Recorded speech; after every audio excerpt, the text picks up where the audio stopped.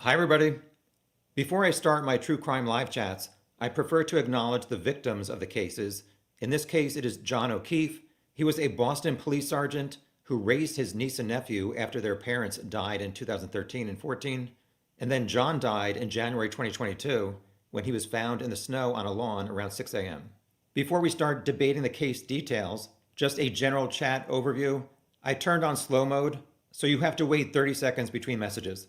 In my live chats, all types of opinions are welcome. All I ask is that people just be polite, or my moderators will ban anybody being rude or commenting negatively about people instead of chatting politely about the case facts. If you're an adult, don't act like a child. Click on the name of an annoying person in the chat to get the option to block them. I never see hundreds of comments, so use the chat to talk to other people. I try to highlight a variety of comments from a variety of people as I go along. In the top of the chat box, it defaults to show top chat, but you can change that to live chat to see all comments. Finally, I try not to curse, but I cannot promise anything. I do not highlight comments with curses on the screen.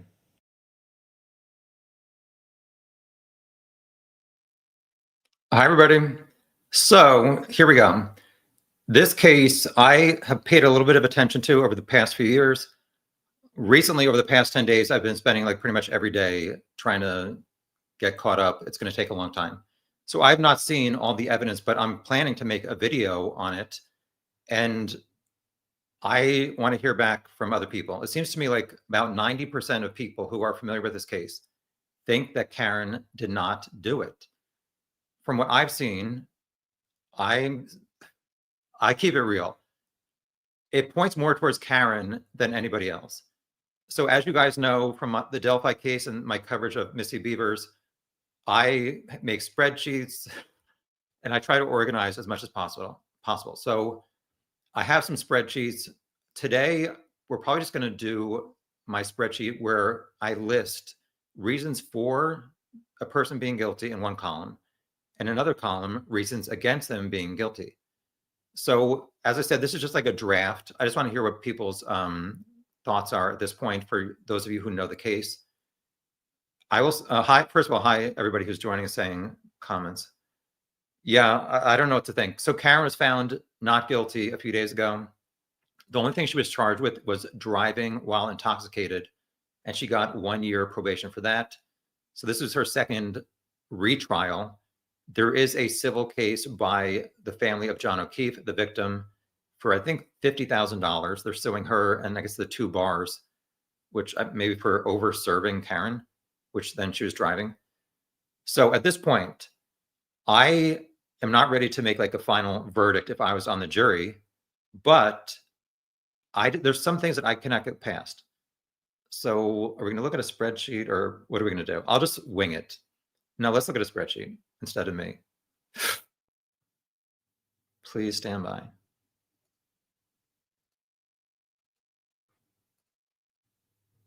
Incoming spreadsheet.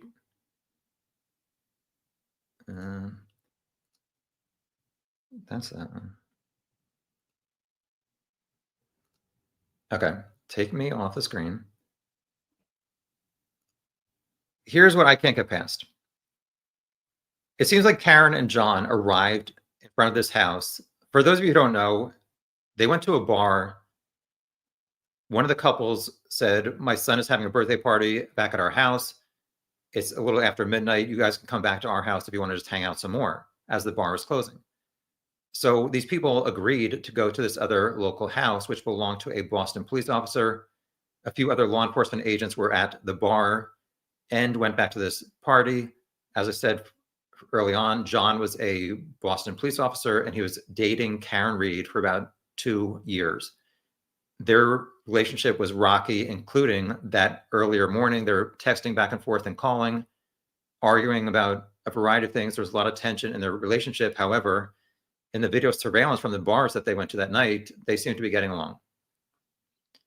So here's what I can't get past, and I want to hear from all of y'all. So I'll highlight these. So they're sitting out front of this house for at least what I can see for about 6 or 7 minutes before John gets out. Like I said, they parked around 12:24. At 12:30, his phone disconnected from Karen's Bluetooth. A minute later, a friend inside the house looked out the door and saw that Karen's SUV moved up towards the flagpole where previously it was just right out in front. And so she texted, "Pull behind me."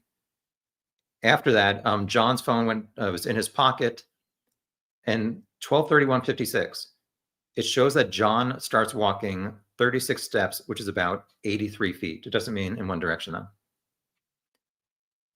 12:32, there's some more activity on John's phone. He unlocked it using Face ID. Messages application he was looking at 12:32:05.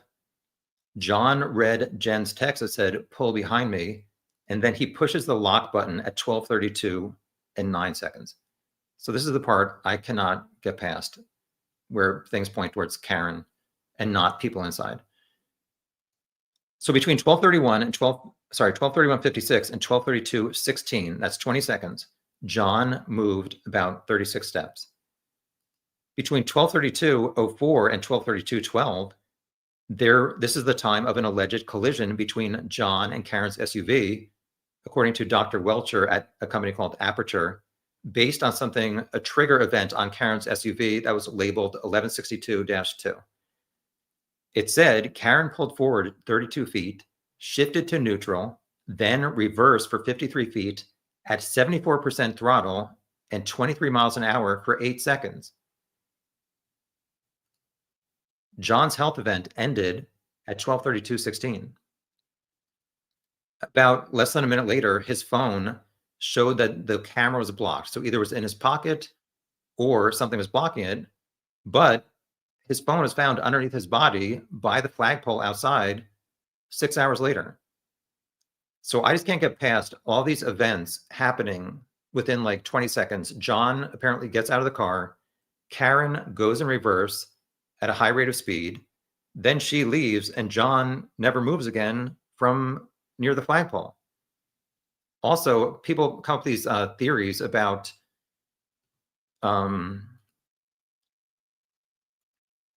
people inside the house murdered John and a dog inside did it too.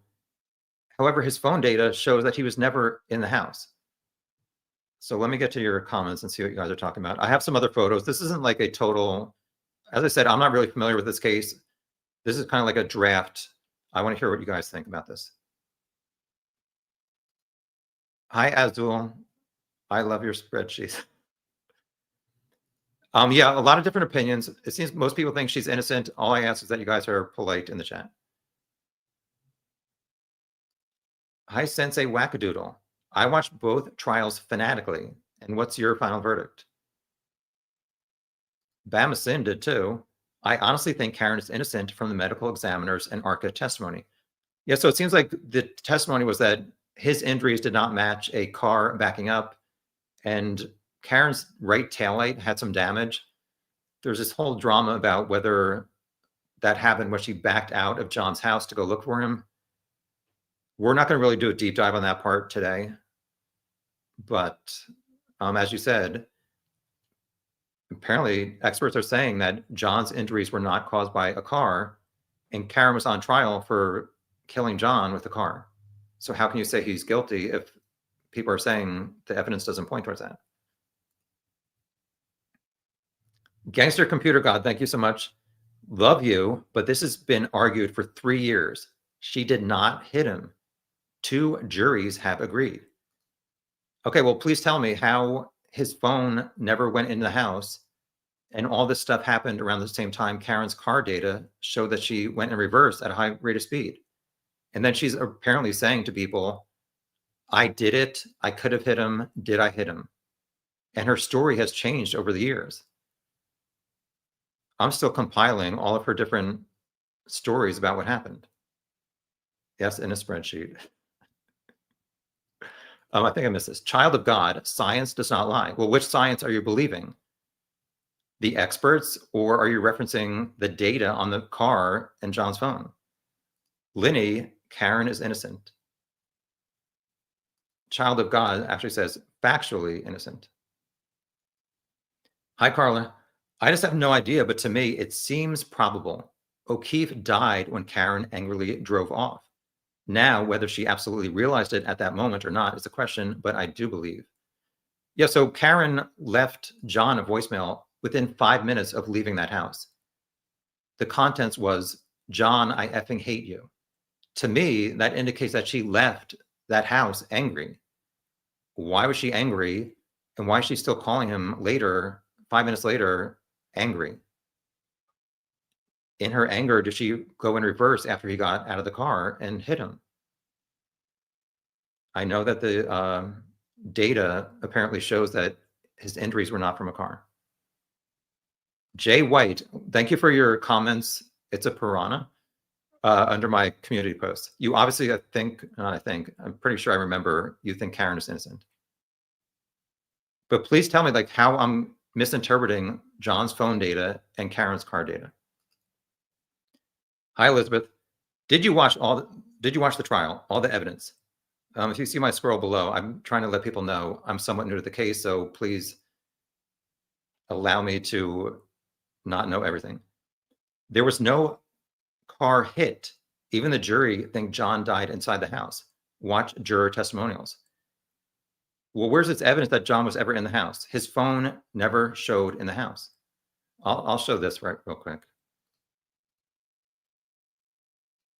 So I have a few photos here.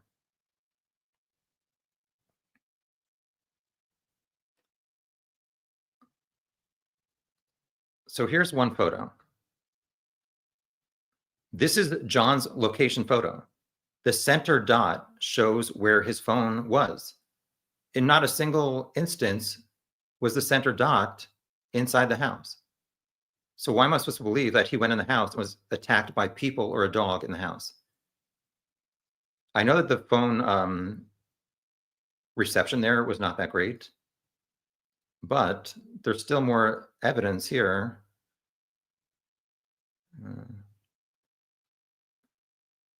Please stand by.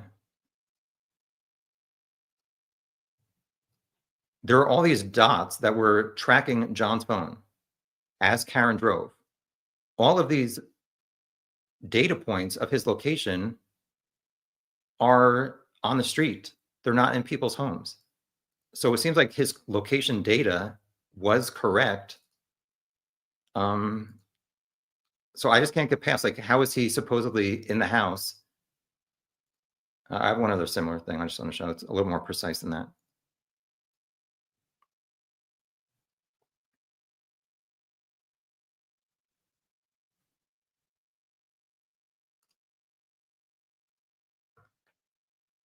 So here's John's phone data as they're driving. All of these location dots are on the street. They're not randomly showing in somebody's house. So they pull onto Fairview. All of these dots are on the street. Not a single phone location for John is in the house. So how am I supposed to say, okay, yes, I believe these theories that John went into this house? Also, his phone did not start walking until 12:31 and it stopped a minute later. How is that enough time for him to go inside, get attacked? Somehow his phone is by the flagpole. The people inside put his body, they find his phone by the flagpole and just put his body on top of it. Those theories are not adding up to me at all at this point. Hi, Izzy. Ian Whiffen already said he could not testify that John didn't go in the house beyond a reasonable doubt. Case closed. Well, why out of all these data points does not a single one show inside the house? So I've seen some people comment this one map here that Ian presented.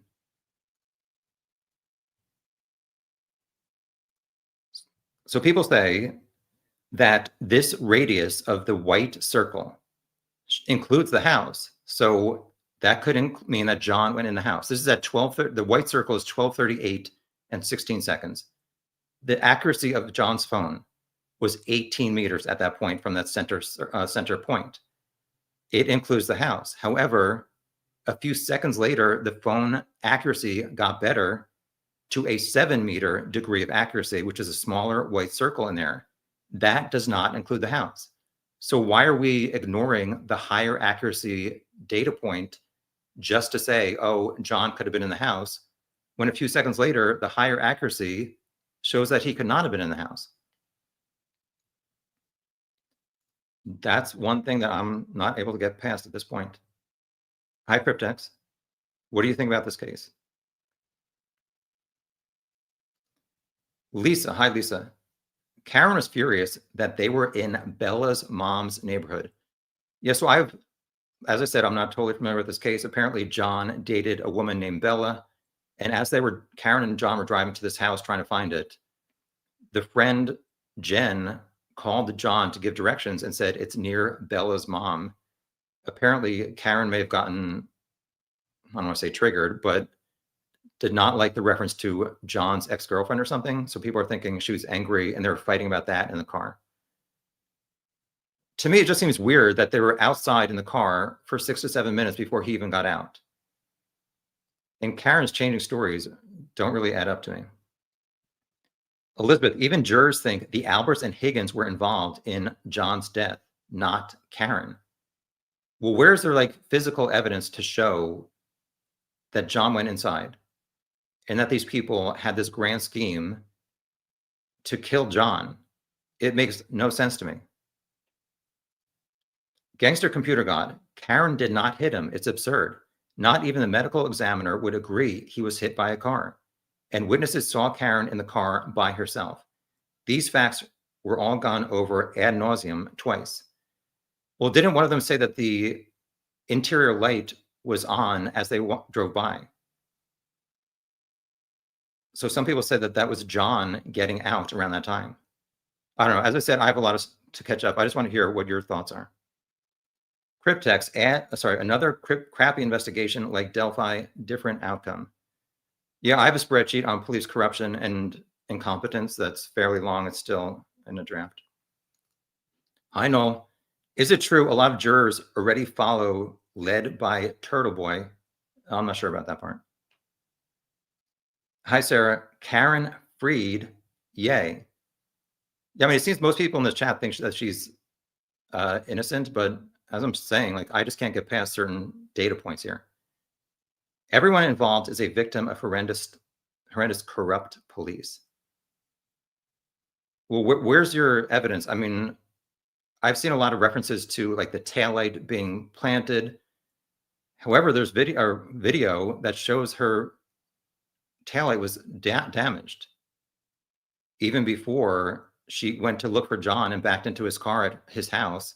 She apparently was telling people that her taillight was cracked. Daphne, it was his injuries that were not consistent with being hit by a car. Noel says loads of proof Karen hit him and zero proof anyone else did it. I just have not seen any proof that anybody else could have done this at this point. Kate, thank you. The data shows she did it. That's what I'm going with, but obviously people, all I ask is that you guys be polite. So tell us like what data shows that he went in the house or that these people in the house wanted to kill this person that they just hung out with at the bar. It does not add up to me. Sarah, no, sorry, that's not true, no. Cryptex, the phone data shows he was not on the, on the spot location at the snow. From what I saw, it showed him only on the front lawn, not in the house. Sensei Wackadoodle. One of John O'Keefe's ex-girlfriends went to court each and every day to support Karen. Through the pretrial hearings, both trials, Karen wasn't the crazy, jealous ex-girlfriend they made out. Well, I thought I saw some news story that, was her name Kerrigan? I thought she thought Karen was guilty. I might be wrong. Hi, Aspen. Nice to see you. Hi, Well Lily. How did no one see him? So a fair amount of people left this party and drove past the flagpole. I believe only one person, Julie Nagel, said something about there was maybe a black blob when they left around 1:30.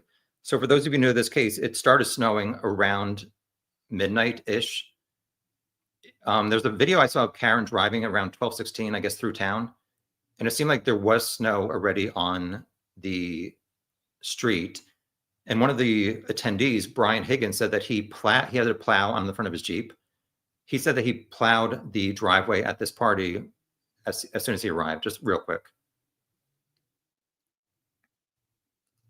Noel to Sarah, that is true. Zero evidence he went in that house.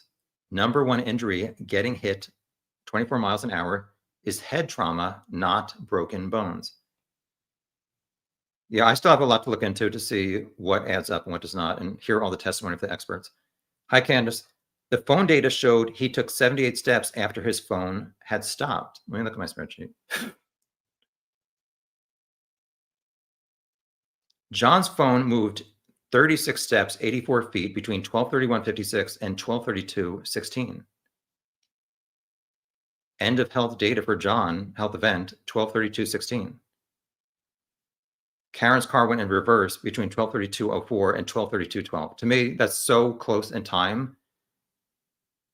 I just can't resolve that. Why is Karen going in reverse at all? And at 74% throttle, and then she's calling John a minute later saying, or looking for him, and then calling him and or saying she hates him. Hi, Frankie Figs. She did it. Well, as people pointed out, 2 trials and the 12 people on the jury could not come to a conclusion that she did it. They found her not guilty.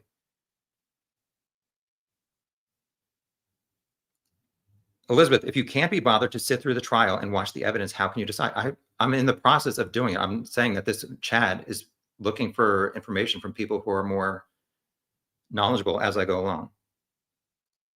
Hi, Meg. Thank you. Watched both trials start to finish. She is 100% innocent. Well, what do you think happened? For those of you who think she's innocent, what do you think happened? And what is your data to support that? Well, Lily, they also said they flipped him over when they found him. So he had an injury on the back of his head, but was on his stomach. Yeah, so Karen and her 2 friends went to look for John at the party house a little after 6 a.m. Karen, in the snow and dark, apparently said, "That's him, pull over," or something like that.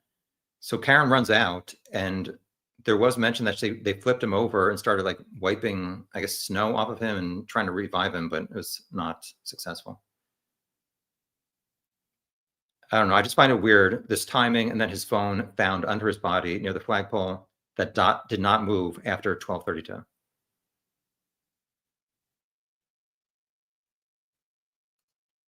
Noel, did anyone confirm that some jurors were following Turtle Boy? I really have not followed anything about this Turtle Boy person, or I don't plan to.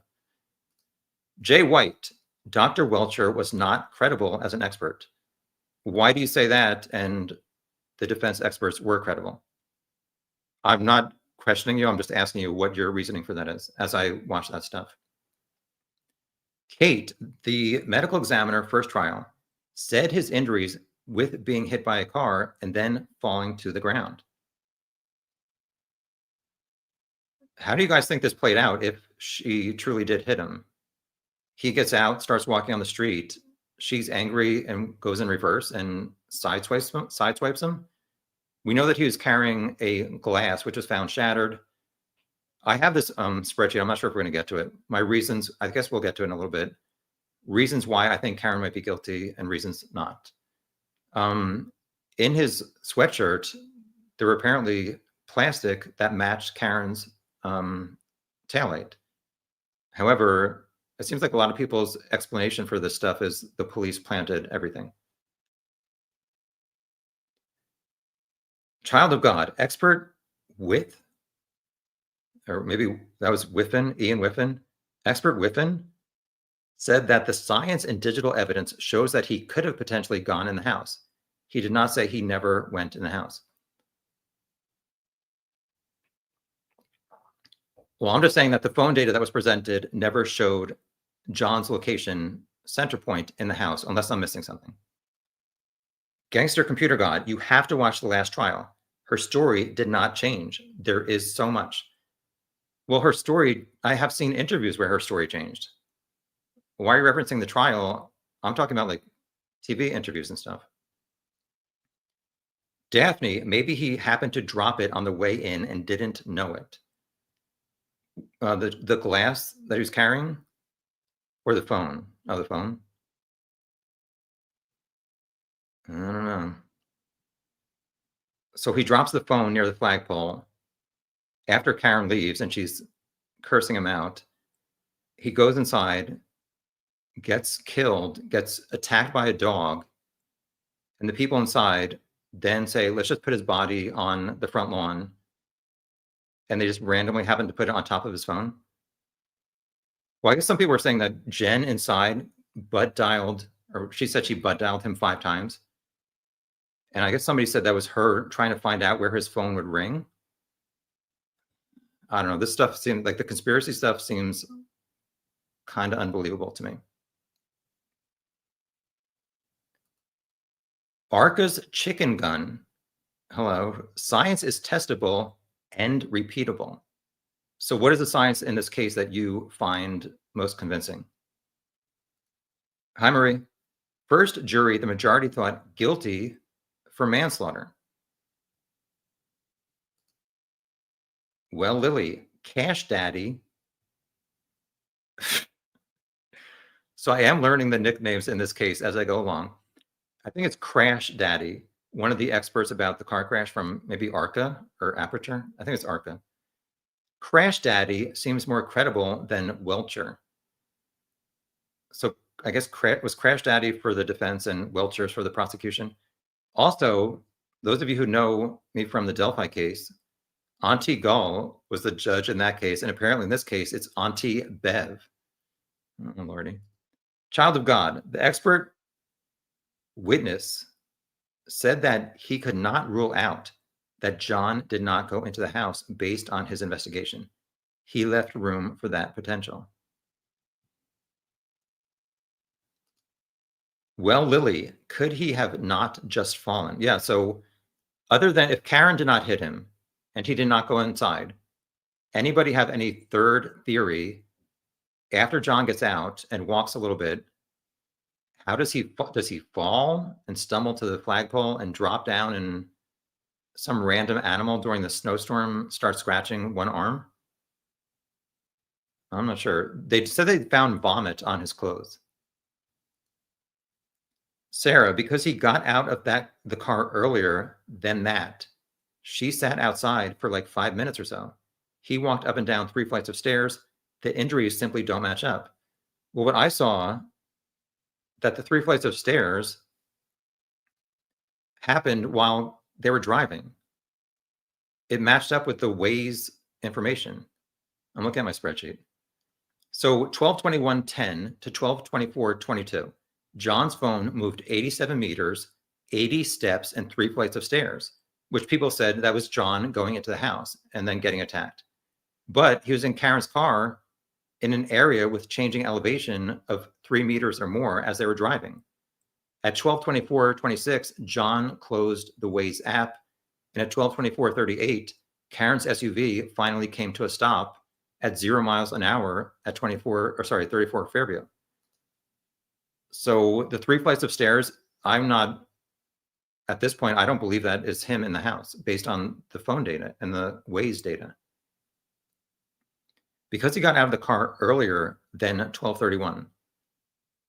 Not from what I'm seeing, but you obviously know more than I do, but the data that I'm seeing does not add up to what you're saying. Elizabeth, I love your spreadsheets usually, but they mean nothing if you are collating lies. Well, please state which lies I'm presenting. Aspen, that was also the last text I got from Tom 3 years ago. Yeah, I don't text a lot. Lynette, the defense actually proved Karen's innocence. Yeah, wasn't there an expert for the defense who, as Lynette said, may have said that the backing up theory was correct? I still need to get to that part of the testimony. Hi, Sunflower, Lola. His injuries are not consistent with being hit by a car. Do you have any other theory about why he ended up dead outside near the street?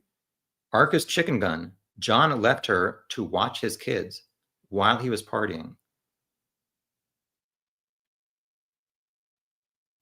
I don't understand what that means. Cryptex. I think you have to revisit the phone data. Well, what about it? Like, what data point shows his center location inside the house? Child of God got hit by a huge truck or car, but no, not one broken bone. Yes, I agree that how did he get hit, I guess, by his arm or something that pushed him away, but there aren't like any major bruising other than these scratches on his forearm. I still haven't figured it out. Sensei Wackadoodle. The pervert comments are because there's rumors that the Alberts and company were swingers and she thought he was getting it on with them all. While their son is inside with his two friends, that doesn't add up to me. Why would she not just go in there herself? I don't understand. Karen saying they pull up. She said one time, like she had stomach issues. She did not want to go in. It did not look like there was a soiree going on. She wasn't sure if it was the right house. However, she knew that Higgins drove a Jeep. His Jeep was parked in front of the mailbox. She passed it. She knows that it's the right house. They just got off the phone with Jen saying that they were at 34 Fairview. They took the Waze app to get there. She knew that they were at the right house. This whole thing about her not wanting to go in and having John like check it out first, it makes no sense to me. Frankie Figs, the timeline doesn't lie. She hit him. Yeah, I mean, I can't get past that 20-second time frame. Kate B, the medical examiner first trial said his injuries were consistent with being struck by a car and then falling to the ground. Thank you, Kate. Arca's chicken gun. Karen's car data was fabricated and couldn't be substantiated. Where is your evidence showing that it was fabricated? And I'm not criticizing you. I'm just asking you, like, where can I find that is proven to be fabricated? And how did the defense analyze it? And did the defense point that out, that it was fabricated? Noel to Child of God. Broken bones is not a sign you got hit by a car. You realize that, right? Lynette, no bruises, no broken bones, period, with 6 exclamation points. Gangster computer god, exactly. So hard to jump in this case now after 2 juries, the FBI, the Department of Justice, and 3 forensic pathologists said he wasn't hit by Karen's car. Well, didn't somebody here to say the medical examiner, let me say this. Kate just said the medical examiner at the first trial said his injuries were consistent with being struck by a car. So you don't believe, is that true? And why don't you believe that person but believe other experts? Hi, Alicia Marie. Finally, someone with common sense talking it through. We'll get to my, I don't know if that's me or somebody else. I have this spreadsheet. We'll get to it in like 5 or 10 minutes. How far behind am I on comments? Already 20 minutes? Uh-oh.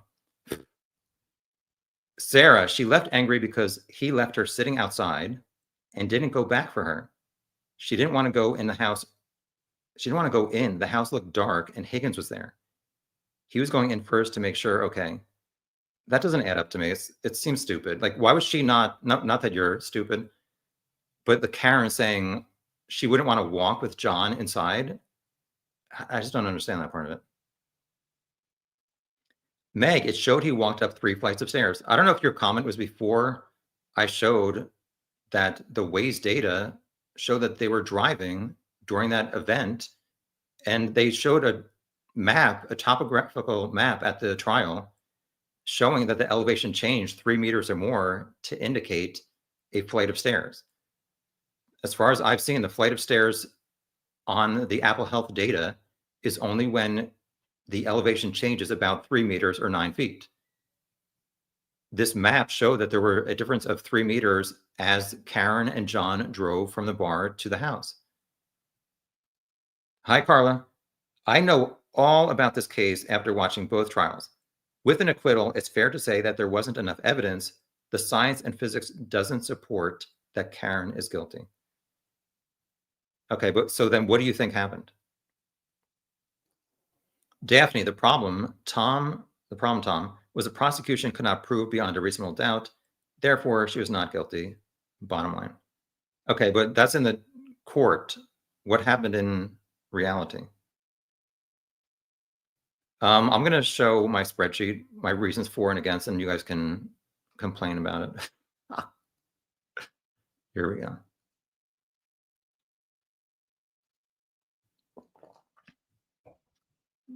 That's that. Here we go. So I have a spreadsheet. As I go along, I discover facts. I add them to a column, reasons for Karen possibly being guilty. And then I try to think of an opposing view, or I find a fact that goes against that. So I put that in the against column. I do have another spreadsheet called Someone Else Did It.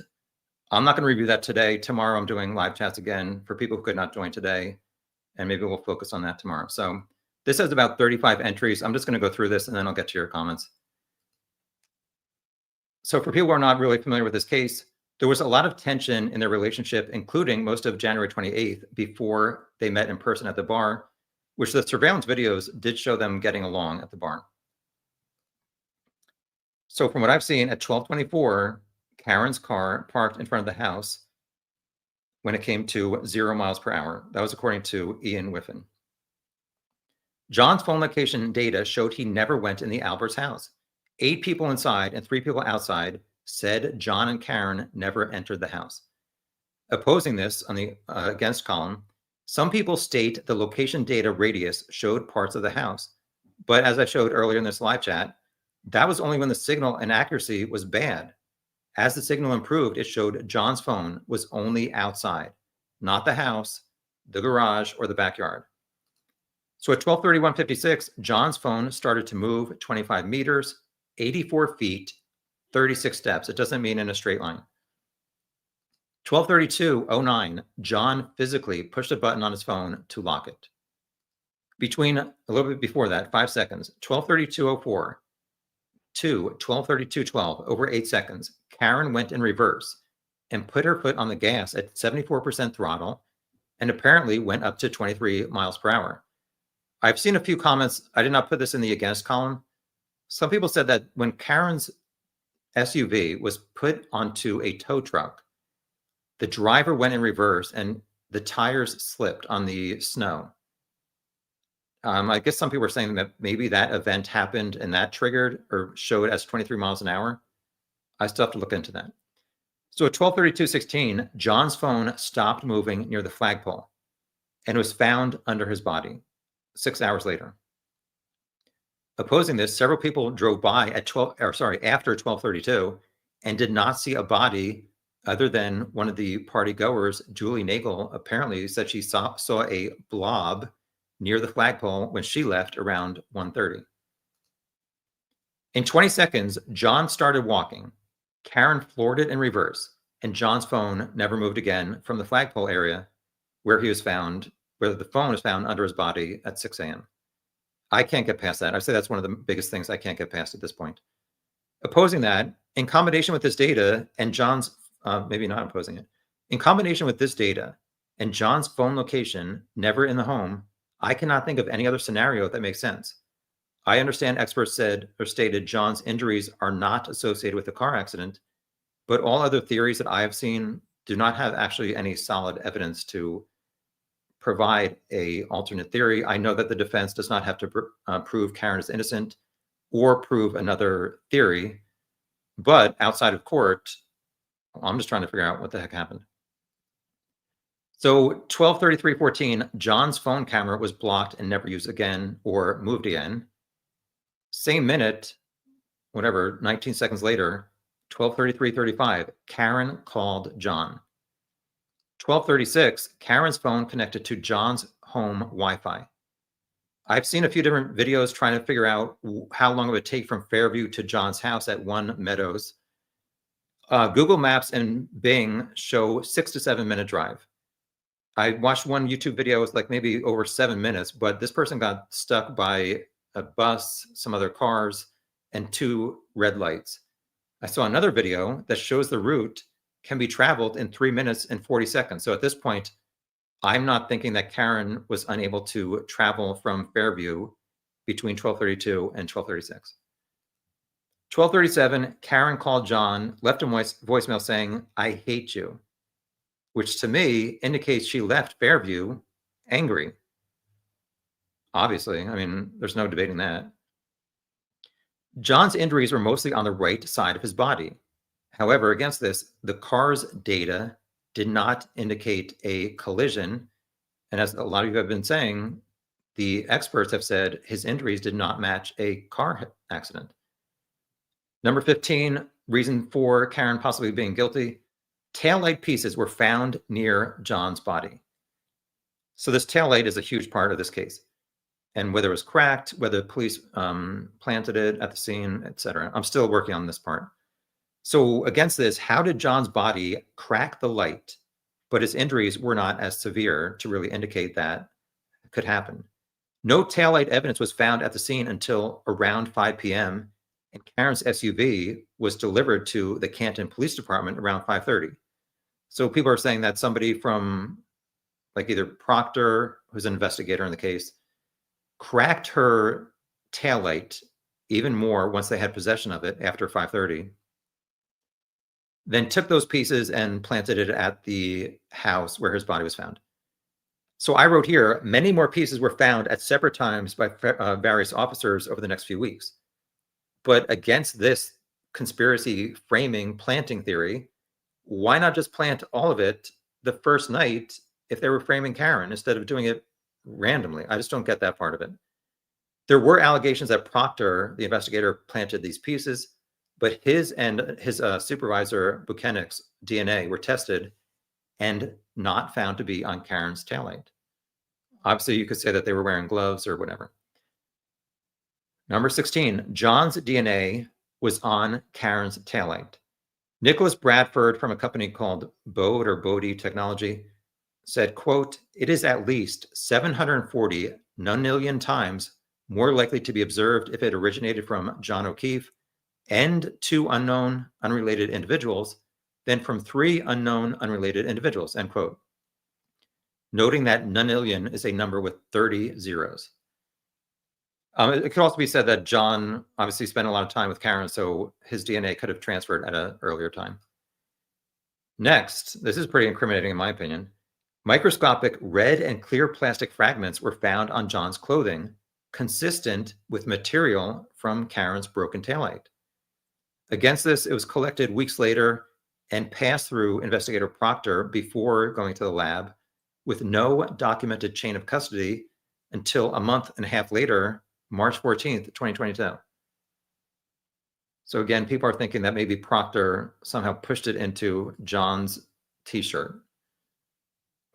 Karen's early calls, she called or talked to her friend or whatever, Jen McCabe, at 4:53 a.m. and 5:05 a.m.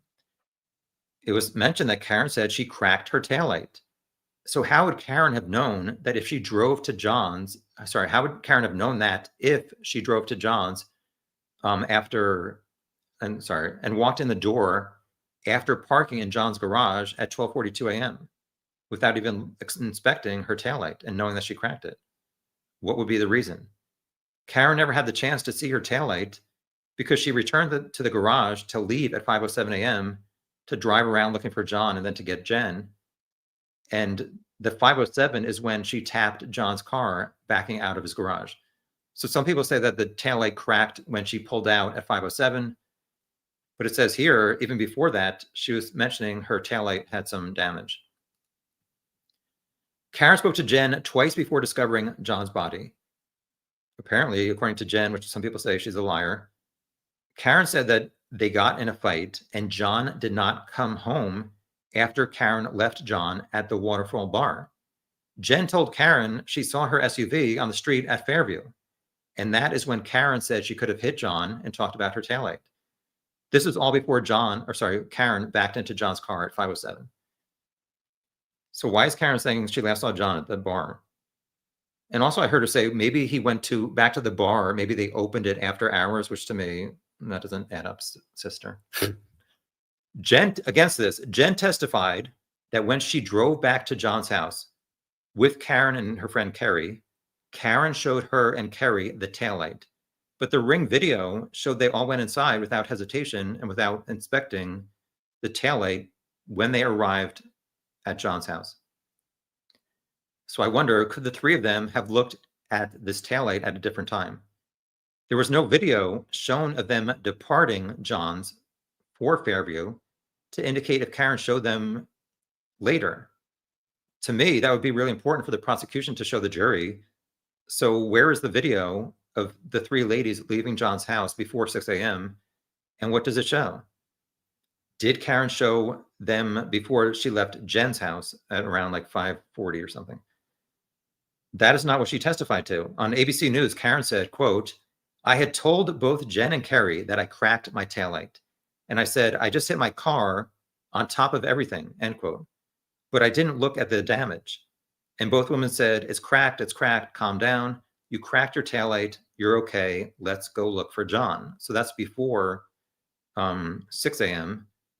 I guess it could be argued that if Karen said, I just hit my car on top of everything, maybe she meant the very slight 507 exit where she backed into John's car. I'm not sure what to think at this point, but I don't know. About 15 more of these, and I'll get to your comments. Reason for Karen possibly being guilty. When Karen's dad drove her SUV to her parents' house at 2:11 p.m. from picking up Karen at the hospital, they got out and both stood at the back right taillight and looked at it before the video stopped. This was before the police had access to Karen's SUV. So any mention of like police planting some evidence and like ruining her taillight after they possessed it, to me, there's some issue with the taillight before police even get access to her car. Karen and her father looked toward the right taillight at a different time when they were dropped off at John's house. The previous one was at her parents' house. So I guess her brother drove, and there was maybe another woman in the back seat. So they kind of looked at the right taillight, but they weren't really inspecting it. After that, her brother barely glanced at the right side taillight while he was walking past it. Then another female looked at it for a few seconds. Her brother and what appeared to be another male wiped parts of their car and Karen's to get the snow off, but they did not really go near the rear right light. On the opposite column, I say they did not stand and inspect it like the 2:11 p.m. video at her parents' house. So I've not really seen, other than Karen and her father, I've not seen video showing Karen and other people really inspecting the back right taillight. Next thing, pointing towards Karen's possible guilt, there was a dent or a mark under Karen's back window. I think that was reference that maybe it was the glass that John was holding if Karen went in reverse and hit him. Somebody testified at the trial that no human tissue or blood was found on the outside of the SUV. And you would say, if he got hit fast, why did that not transfer? He was covered up, other than maybe his face and hands. A piece of hair was found on the rear of Karen's SUV and was at least 95% likely to belong to John. Opposing this as something that's incriminating, Karen and John spent a lot of time together, so it could have transferred at another time, which I agree to that. And I've seen people say that that hair was planted, which I don't know if they're suggesting that a police officer ripped a hair out of John's head while he was dead and pasted it on Karen's car. People have said, like, how did it stick when Karen's like driving around in the snow and the whatever tow truck was driving it around? Next, John took a glass from the waterfall bar, and a shattered glass similar to that was found near his body, and there was also shattered glass on Karen's bumper. Opposing this, how would his glass get hit at around 23 miles an hour and shatter down and stay on the bumper? There were only a few pieces on the bumper, but I'm just wondering how he gets hit really fast, and wouldn't the glass go flying? So only one piece from the bumper partially matched the other broken glass near John. But it seemed like the main glass did resemble what he was seen walking out with. So how did that end up in pieces at the crime scene? Karen made comments to John's niece, Jen and Kerry, that Karen or a snowplow could have hit John, and he could be dead. Excuse me, he could be dead before they even drove and found his body and knew that he was dead. So why would Karen think the worst possibility if she once told a reporter that she saw John walking to the Albert's house? Or she said apparently that she told Jen the last time she saw John was at the Waterfall bar. Like, why is she not assuming that he hung out somewhere else and that he was just walking on the street in a snowstorm and did not even see a snowplow coming and got killed by that? That's suspicious to me. As well as the following. Several people at the crime scene in the morning after his body was found, and I think even before it, heard Karen repeat versions of "I hit him, I hit him, I hit him," as well as "Did I hit him? Could I have hit him?" I just can't get past how Karen, in one interview, she said she totally remembered driving past Fairview and having to turn around. Yet she can't remember what happened over the next 7 seconds. Or sorry, yeah, 7 minutes. Next, Karen's dad said that in the hospital a few hours after this incident, Karen told him, quote, she felt she struck something. She said, "Dad, I think I struck something." I said, "What do you mean?" All right, this was in the hospital. All right. She says, "I remember," her father says all right a lot. "I remember backing up and hitting something." Karen, end quote, and end of the quote from her father. That's in a TV interview. So people may argue this referred to Karen backing into John's car at 5:07, but she knew that was a different time and location where the only thing she could have hit was John's car, not some unexplained something. So I find that suspicious. That's why it's in my for column. So why was Karen, this is not necessarily what points to her being guilty, but there's a few things that I can't get past. Why was Karen calling and texting John repeatedly, which she did over 50 times in the few hours after she left Fairview? If John got out of the car and was going inside to the party to continue hanging out with these people that they just hung out with at the bar that they all seem to be getting along, this does not indicate that John got out of Karen's SUV on good terms. John did not exit Karen's SUV for 6 to 7 minutes after they parked. So what took so long for either one of them to get out, which it seems like Karen never got out, and John got out at 12:31? I have like 6 or 7 more. Then I'll close this and get to your comments. I'm sure you're going off on me. Karen's changing story of what happened. I'm still going through all of her different stories. Yes, I'm creating a spreadsheet. Previously, she said she called John while waiting after seeing John walk in the house. But as I just said, they had been parked for 6 to 7 minutes before John took any steps out of her SUV at 12:31. Data showed that 2 minutes later, after he got out, Karen called John at 12:33 while she was driving. She did not call him between 12:24 when they parked and 12:33 because she knew where John was, too busy arguing with her inside the car to respond to texts so that he could not respond to texts from Brian and Jen saying, "Where the hell are you?" Karen said she did not know if they were invited to Fairview, but Jen asked Karen at the bar door at Waterfall as they were leaving, if she wanted to ride with Jen to the after party at the Alberts. But then apparently John came up to the door and Karen decided to drive herself and John to the party. So to me, it seems very clear that Karen knew they were invited to this party. If everything was fine between Karen and John, why didn't she either go inside with him immediately or drop him off and just go home? She was out there for at least 8 minutes before she left. Against this, she also said that they argued. There's been references that she had stomach issues and did not want to go in. So what was it? Stomach issues? She wanted him to scope it out? I don't know. Karen did not drive to 34 Fairview alone at 6 a.m. to discover John's body. So I'm wondering, did she drive by Fairview before she arrived at Jen's?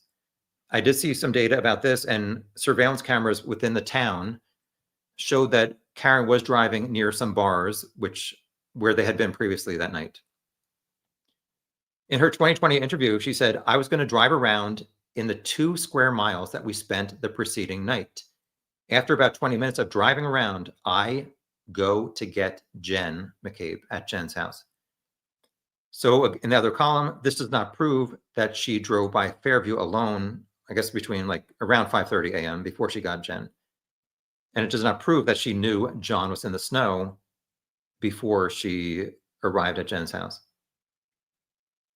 Has anybody seen any data that shows the exact route that Karen took, and whether or not it proves that she could have driven by Fairview and seen John's body on the lawn before she even picks up Jen?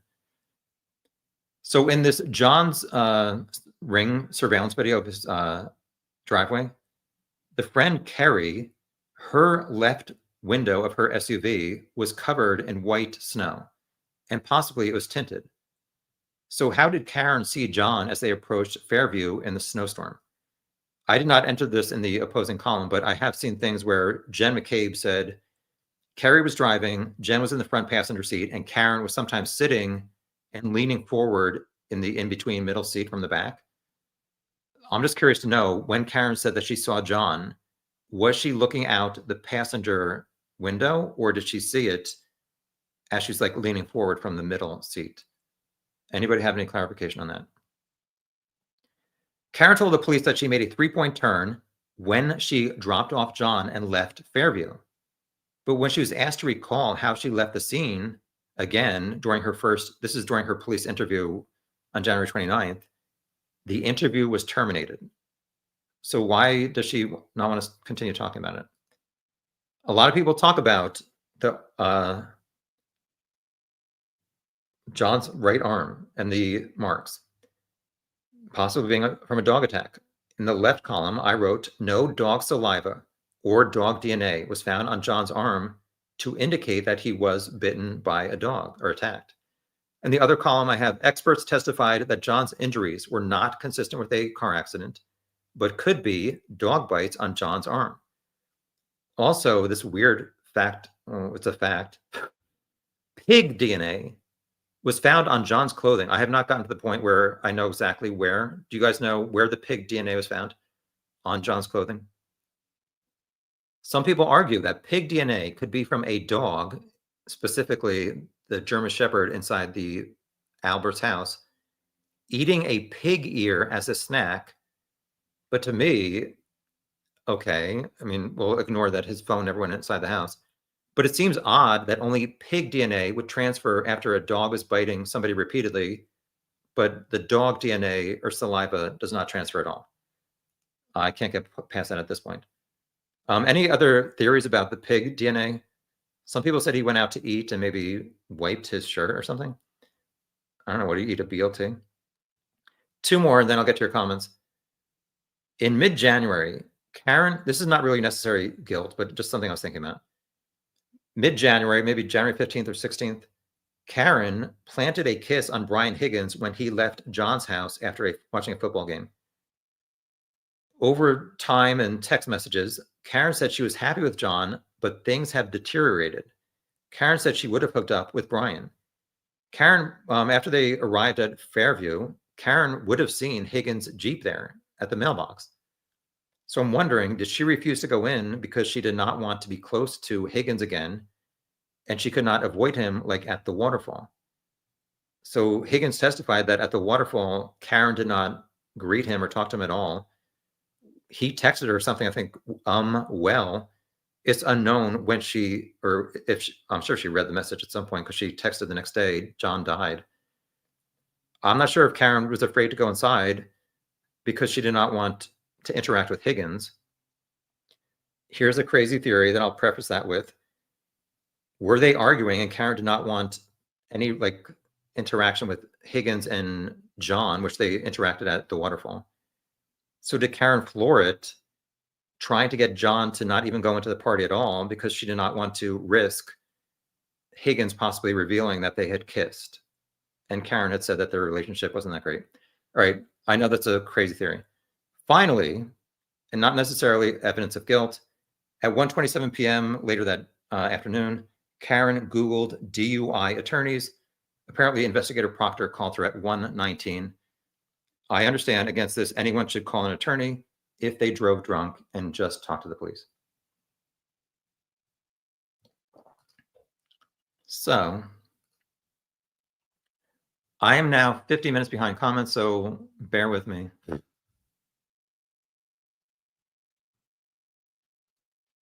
Kate B, the phone location data does not include the garage, right? From what I saw of the center points of John's phone location and the circles, the radius, I never saw the garage included when the accuracy was high.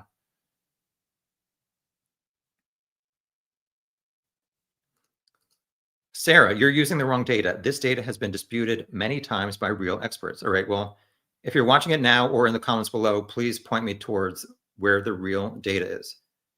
I got that from Ian Whiffen. I watched all of Ian's testimony and took notes. If I'm wrong, I'm wrong. Child of God, the phone expert for the prosecution, said that based on the digital evidence, he cannot say that John did not go in the house. His graphic showed that John did potentially go in the house. Well, which graphic is that? I showed that before. Are you talking about the 18-meter one?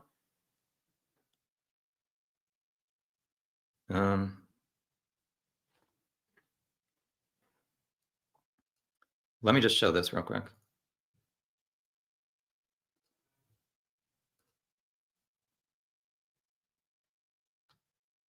Here we go. So this is the map I showed earlier with the the white and black radius. One showed part of the house was included in the radius when the accuracy was 18 seconds. So if you look around 4 or 5 down, it says 12:38 and 16 seconds AM.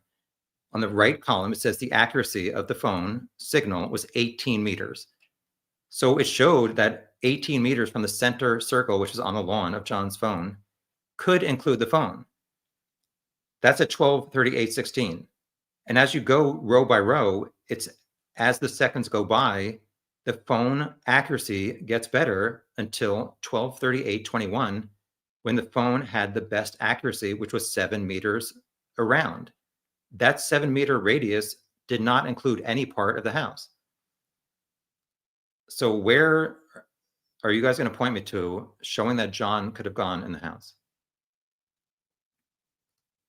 Cryptex, the temperature registered by the phone is inconsistent with John being always on the snow.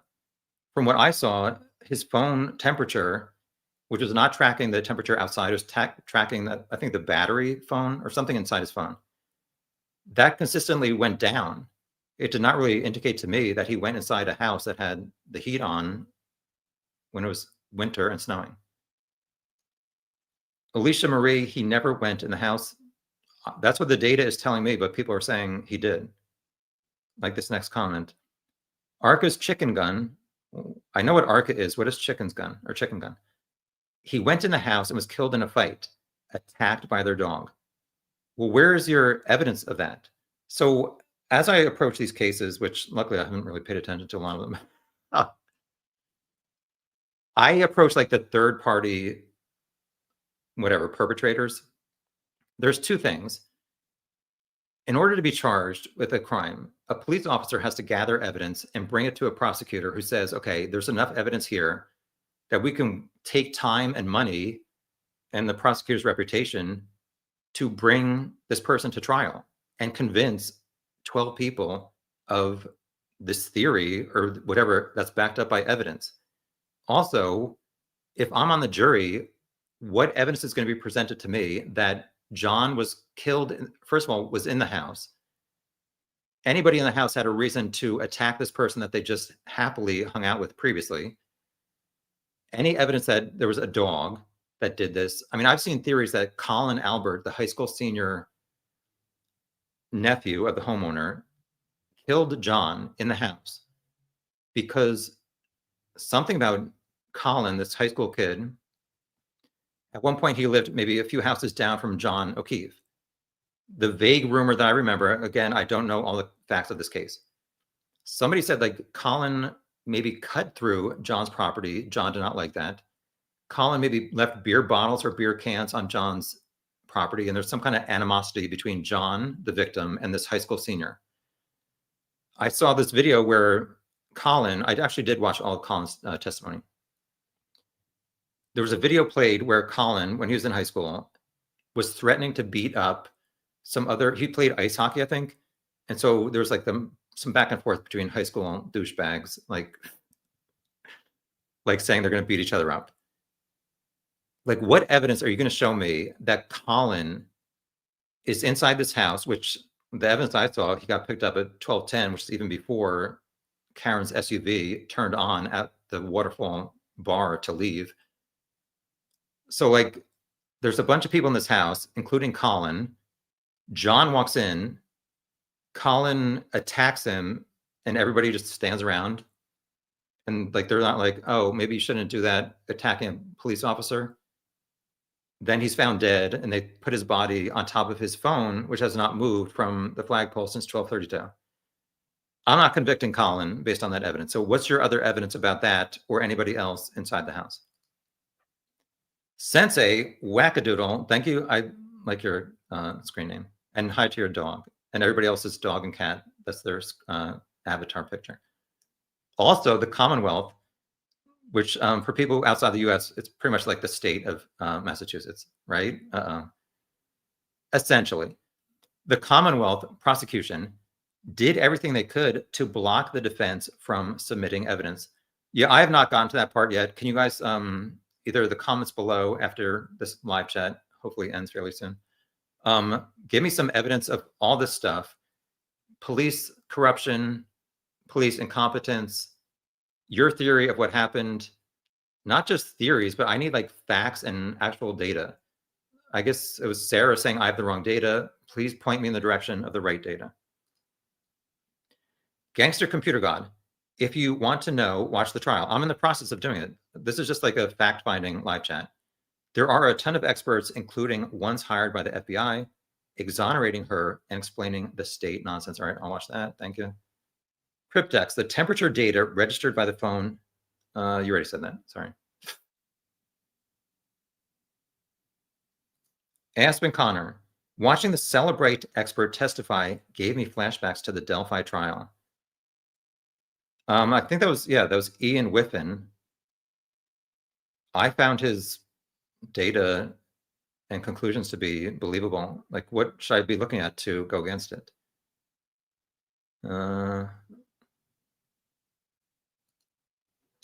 Gangster Computer God, yeah, no frostbite at all, yet he was somehow outside in frozen temps all night. Nah.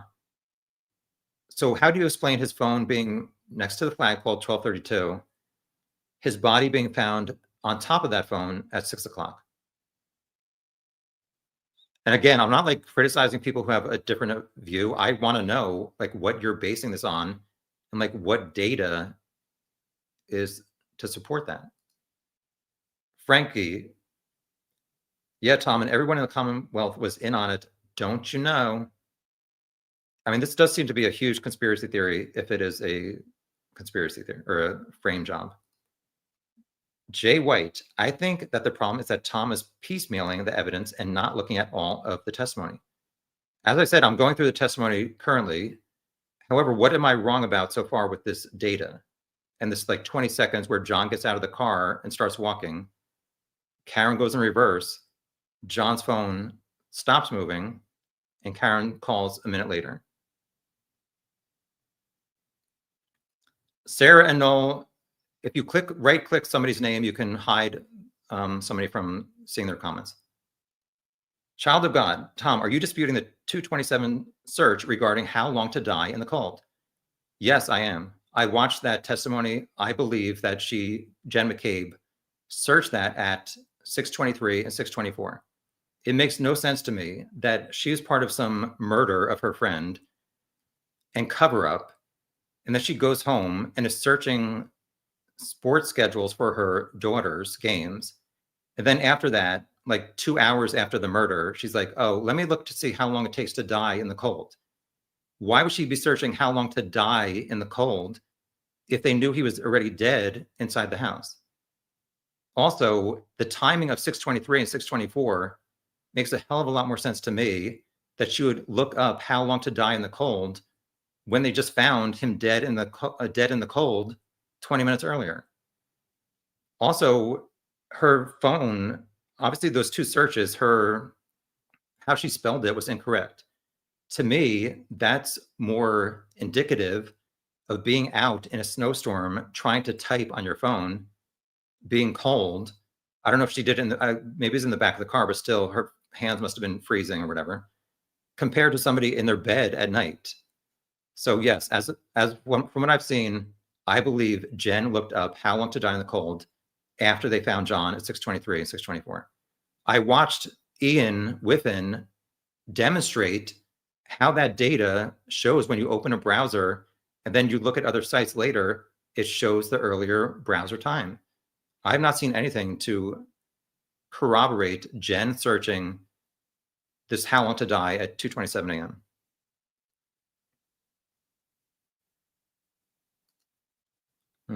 I'm always honest. So as I said, I understand like 90% of people who follow this case think that Karen is innocent or there was not enough evidence to prove that she was guilty. I'm just being honest of what I've seen so far and what I'm having trouble with coming to a final conclusion, which I don't even know if I can come to a final conclusion at some point. Elizabeth, wait until you get to Dr. La Posada for the defense. She gave evidence that John had head injuries consistent to ridges. Or is that ridges on Karen's taillight? I thought La Posada was one of the people, along with Russell, who said it was maybe a dog bite. Again, oh, that's head injuries, not arm injuries. Sarah, it does, though, Tom. Ian Whiffen on the stand said it was possible he went in the house. All right, I'll have to go back and see that. But as I just showed, he also presented that map and the second by second location accuracy. So why do you think he went in the house? Like, what's the data that proves that? Yeah, if people are not being nice to other people, just ban them, don't even warn them. Yes, I plan on watching the trial. This is just my early investigation. I'm looking to see. I've been searching it for the past 10 days all day. I just want to talk to other people to see what you guys think. Hi, Frank. Hope you're well. Or Frank Meister, sorry.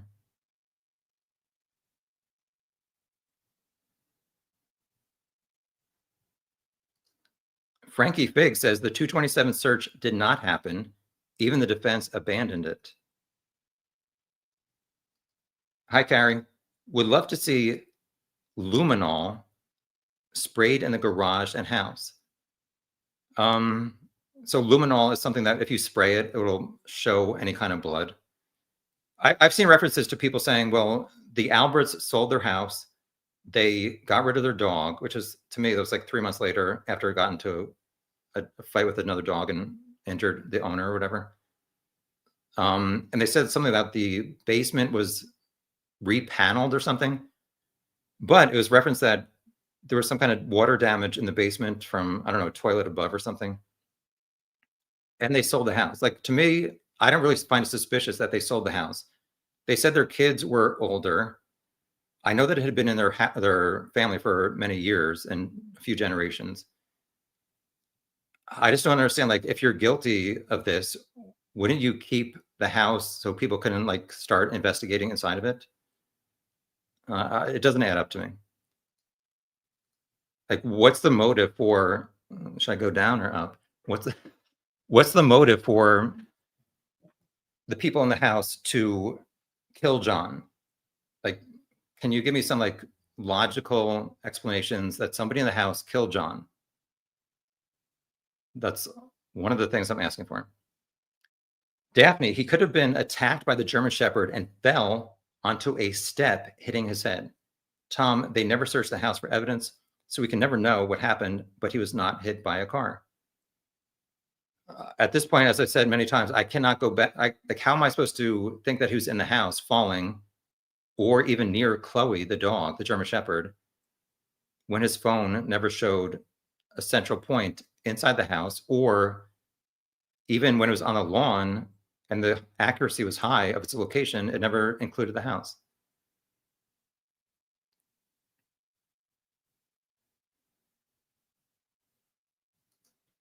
Sarah, did you have a look at the injuries? I have looked at the mostly just his right arm so far. I looked at a list of where he had his injuries. I have not really gotten to the testimony yet where it's reviewed in detail by experts and medical examiners. Again, I'm just starting out. I'm getting to this stuff eventually. Don't hold it against me. Gangster Computer God should watch Auntie Deb. Who's that? Uh-oh, it sounds scary. Sensei Wackadoodle. Why did Jen McCabe delete all her calls when she was calling John O'Keefe? When was the last time anyone butt dialed? Sorry, when was the last time anyone butt dialed, but more so butt answered? Karen never deleted any calls or messages. I thought there was some kind of expert testimony that some of those supposed deletions were not user initiated by Jen McCabe. I'm sure I can hear people screaming at their screen that I'm wrong, but yeah. So the butt dial, I watched Jen's. I think I watched her trial 2 test. I watched all of her trial 2 testimony, not trial 1 yet. Is there something that she? Actually, I have my spreadsheet. She called John, I guess 5 times, but said that she butt dialed him 5 times to me, or 7 butt dials. That seems kind of odd, but it also seems kind of odd that she's texting John, pull up stuff like, "Are you here?"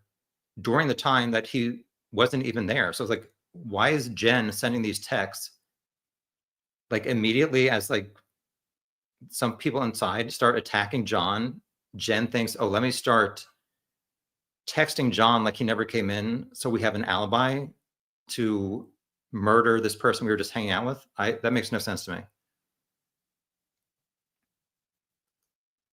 Alicia Marie, why was Karen so frantic and so mad and calling John so many times, over 50 times, calls and texts? She knew how she left him. I can see that's one point there. Arca's Chicken Gun, Karen's story has not changed. Well, what is her official story from your perspective? As I said, I saw her, or she said he went inside as she waited, and she called while she was parked outside. Her phone data at 12:33 shows that's the first time she called him after she drove away. That does not add up to the truth. Hi, speak for those who can't. Her name was Ashley. Is that Bella's mom or something? Hi, the royal we. The Commonwealth could not find one medical doctor to testify he was hit by a car. I thought Kate before said the first trial, somebody said he could have, the medical examiner said he could have been. Meg does not think they intended to kill him, but they didn't help him. I don't know. I just find it really odd. Like, in what scenario would he be attacked and killed? And like all these people are standing around like, oh, let's cover it up instead of trying to get him help. I just really have not seen any logical scenario, like who did this and why and how did it play out? Thank you, Sensei. Higgins and Brian Albert butt dialed each other too. Yeah, I did see that, and I heard both their testimony. So I guess at some point, but Brian butt dial was only 1 second long. So if we're supposed to be going with some kind of conspiracy, why was Brian's phone call after, I don't know if it's like 1:30-ish or 2 something? Why was it only 1 second? I understand that maybe 10 to 15 seconds later, Higgins had maybe a 22-second call. It's not verified that whatchamacallit, Brian picked up. I don't know, or Brian Albert picked up. Yeah, just to let you know, I'm now an hour behind on comments. So as I said at the start, please just politely chat with each other and maybe I'll get to your comment at some point. We're at an hour and 19 minutes. I'm not sure how long I'm going to go. Yeah, so some people say Karen's story never changed. Kate B said her story changes every time she speaks. Most recently, she claimed she saw John go in the house, which is a lie.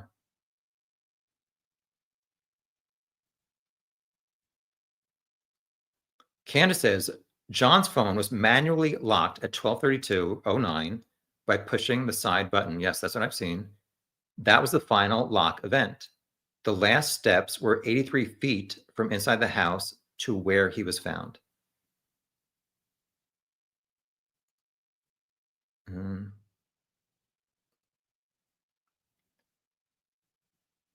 So the 83 feet started at 12:31:56 and ended at 12:32:16. So he pushes his phone at 9 seconds. 7 seconds later, he stops moving. I'm not sure what to think. Sarah does not think it was premeditated. I think he walked in and some tension arose. The dog attacked him and he punched the dog and someone punched him and he fell backwards. Yeah, but which person? Like, if you're going to put these other people on trial, who are you putting on trial and what is your evidence to support what you just said? And I understand, like, I mean, we're just talking like the YouTube world trying to figure out what actually happened, not necessarily court, but I don't know. High factual lie.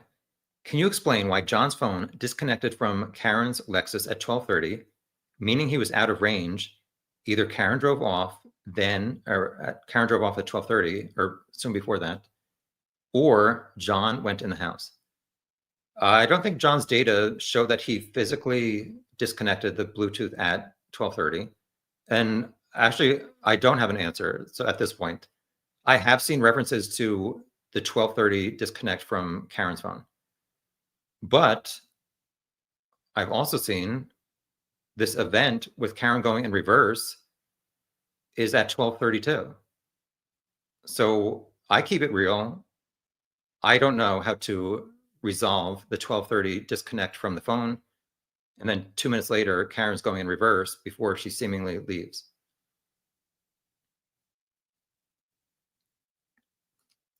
Elizabeth, a good idea may be to rewatch the trial with people and discuss your opinions.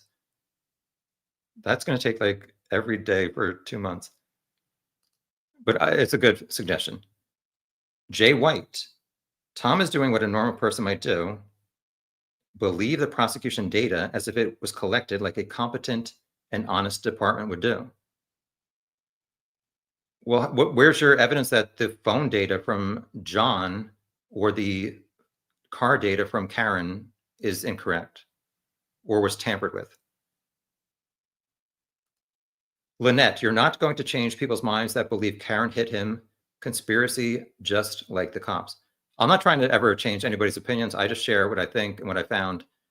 And for people who are new to the case, which obviously I'm like one of the most new people to the case, but I just plan on making a video that summarizes everything I found over the next few weeks. And people can make up their own decision.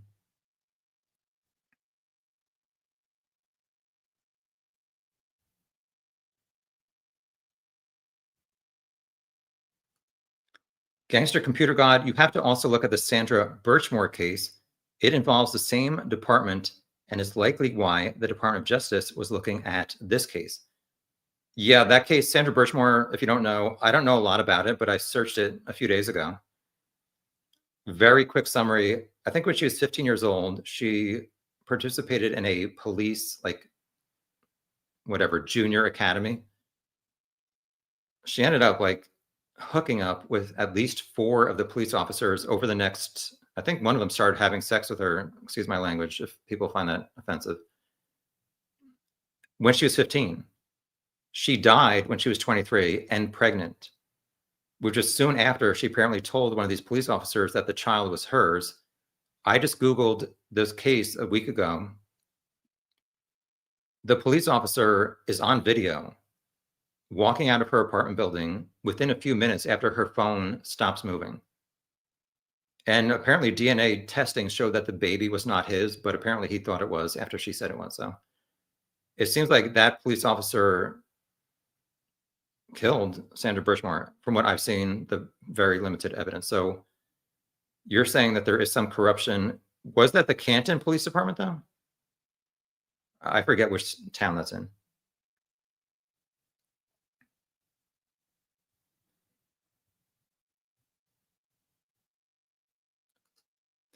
Azul, jurors following Turtle Boy. For those of you who don't know, from what I've seen, he's just somebody who followed the case and has been very outspoken. I think he got arrested for possible witness intimidation, like following certain people to events, trying to talk to them.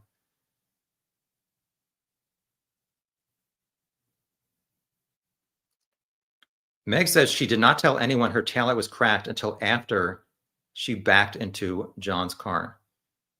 I know people think Jen is a liar, but apparently she did say that Karen said she cracked her taillight before Karen even left at 5:07 and hit John's car.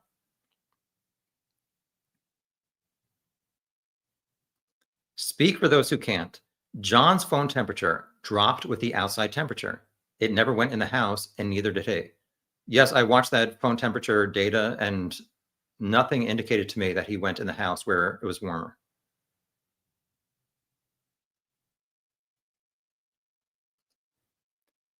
Noel says the logic of them beating him up and then leaving him in the yard has to be the dumbest argument I've seen in a long time.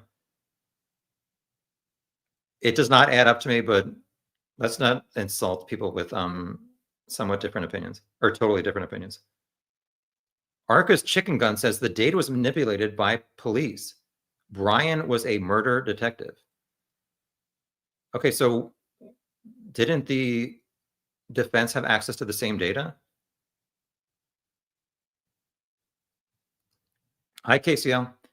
John went up and down 3 flights of stairs equals proof John went in the house. Also, Ian Whiffin's circles of evidence he went in the house. I showed this earlier. It was proven that those 3 flights happened while Karen and John were driving to the Albert's house. And that was because of elevation changes of about 9 feet as they were driving up and down the roads. The second part, I already showed that part like 30 minutes ago, where when the accuracy got better, the circles of the radius of John's location were outside the house. Aspen says, I think the most logical answer is that she hit him, but did not mean to, or was aware that she had. But the jury got it right. The prosecution never met the burden of proof, and they had 2 trials to try. Well, you're definitely right about the second part. There were 2 trials, and 12 people could not find her guilty. Carrie says there can't be data to show he was in the house if it wasn't investigated. But I showed earlier on, his phone data showed the proper locations on the street as they were even approaching Fairview and even drove past it. All of those location dots were on the road, not on random people's house. So to me, that data location is accurate. And it never showed a center dot in the Albert's house or garage or backyard for John's phone. I mean, obviously people can say he got separated by his phone, but why is he dropping his phone at the flagpole at 12:32 and then found on top of it 5.5 hours later? We're at 1.5 hours. I'm going to skip over. How far behind am I? I'm 1 hour and 10 minutes behind comments. So if I missed your comment, I apologize, but there's a lot of comments. Thank you. Seriously, everybody, I know you might think I'm crazy or stupid for hosting a live chat. As I said, I'm just getting into this case, so please allow me to not know all the facts. And I appreciate you all, like, even though you disagree with me, I appreciate you being polite and trying to inform me of facts and your theories.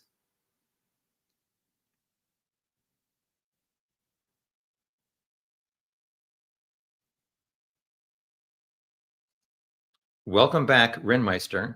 I had a members live chat before this. It doesn't have to be that big of a deal to be a conspiracy. Brian Albert and Brian Higgins could be involved inside the house.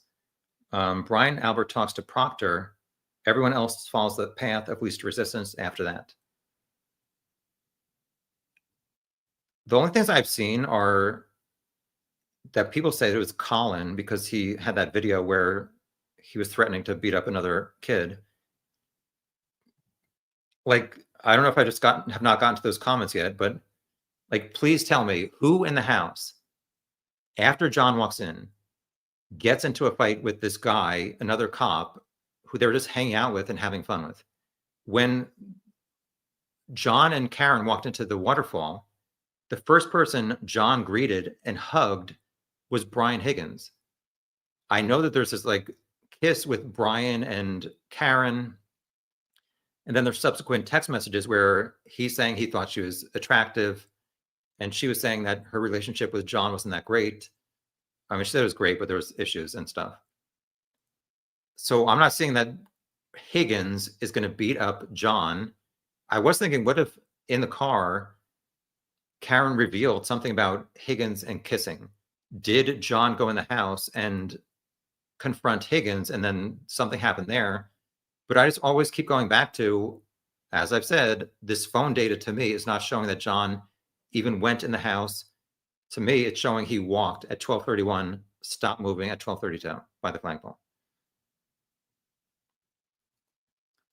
So we have some humor here.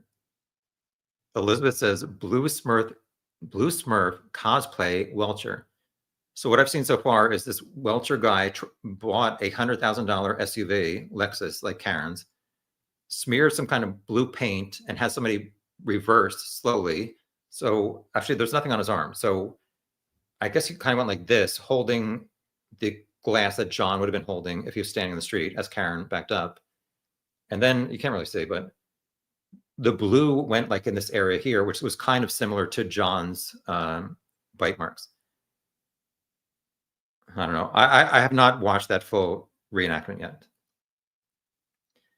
Aspen, I totally agree with this. This is horrible. My heart breaks for John's family and his niece and nephew. Those kids literally lost their parents and then their uncle who was raising them. It's horrible. I think they're 13 and 17 now and living with their grandparents, John's parents. I may have that wrong now. Gangster Computer God, I think he may have gone in the garage where the dog was. Chloe is the name of the German Shepherd. Attacked him and he fell backwards into the cement stair. It wasn't a random animal, it was their dog. So he just like, why is he in the garage? From what I saw, there's the front door, the side door, and then the garage door. Why is John walking into the garage when the dog is there? And I thought Brian said the dog was not locked up in the garage. It was in another room or something. And why is the dog only attacking John, but not all these other people?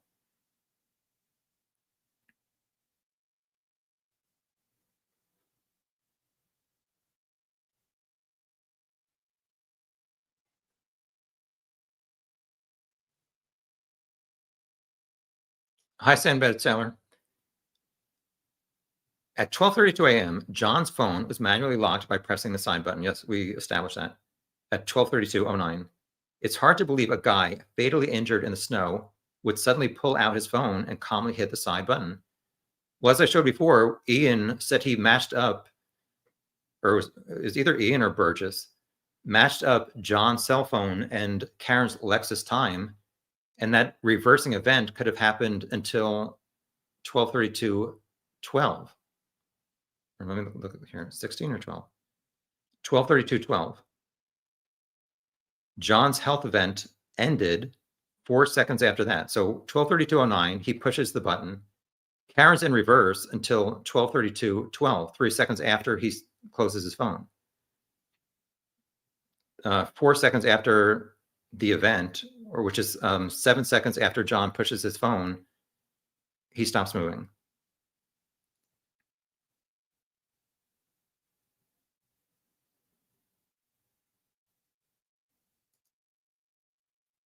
My cat and I, hello, meow. Stop saying the injuries don't match. You all saw the video Arca did. What, the injuries don't match what? Dog bites or a car reversing could cause John? As I said, I have a lot of stuff to research. Hi, Shameless Smith. Thank you for staying up late. I've largely missed this case in the United Kingdom, but watched all your Delphi stuff. My condolences. I know she was found not guilty, but did she do it? That's what I'm trying to figure out now. And I'm not sure that I'm going to be able to. But I will make a video trying to summarize everything I find for anybody also new to the case in the future, so you don't have to spend a bunch of time trying to collect information. But as always, I do want to present the proper facts. So if I'm getting something wrong, please point me in the direction of the right data. Sinbad Sailor. Karen's phone connected to John's Wi-Fi at 12:36 a.m. That's 2.3 miles away in snowy conditions. She couldn't have done both. I did see a video where the person drove from Fairview to John's house in 3 minutes and 40 seconds. And I agree, the road did seem to be, have some snow covering on it, so I'm not sure what to think at this point. I cannot say for sure there's no way that Karen connected to that and still left the scene early or whatever as late as 12:32.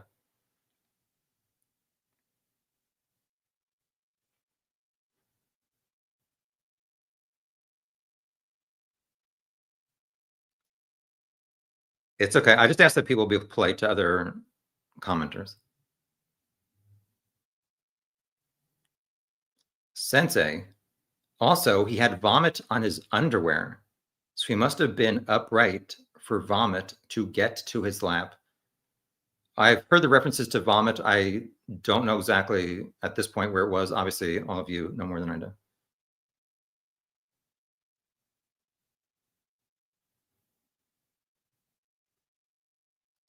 Hi, Birdie81. Chloe, the dog, was rehomed the next day. How convenient. Although I don't know a lot about this case, I do know that this is incorrect. I'm not saying that you're lying, but from what I've seen, this happened January 29th, 2022. The dog had previously apparently gotten into another dog fight. The owner, Brian Albert, said sometimes the dog is not good with strangers, which people assume means that John came in and only attacked John, but not the other people. Then in May 2022, the dog was, I think, out on the front lawn and started getting into a fight with another dog that was, I guess, being walked by some people. I'm not sure about that exact fact. I guess the other owner may have tried to intervene and got bit or something by Chloe, the German Shepherd. And then they, quote unquote, rehomed Chloe. So if Chloe bit John, why did they not get rid of Chloe in February, March, or April? And what are they going to interview Chloe? What evidence would they find in relation to Chloe to match that she attacked John? It was stated that no dog DNA or saliva was on John's right arm. So how's he getting bit by a dog repeatedly? Yet there's no transfer of that dog's DNA or saliva.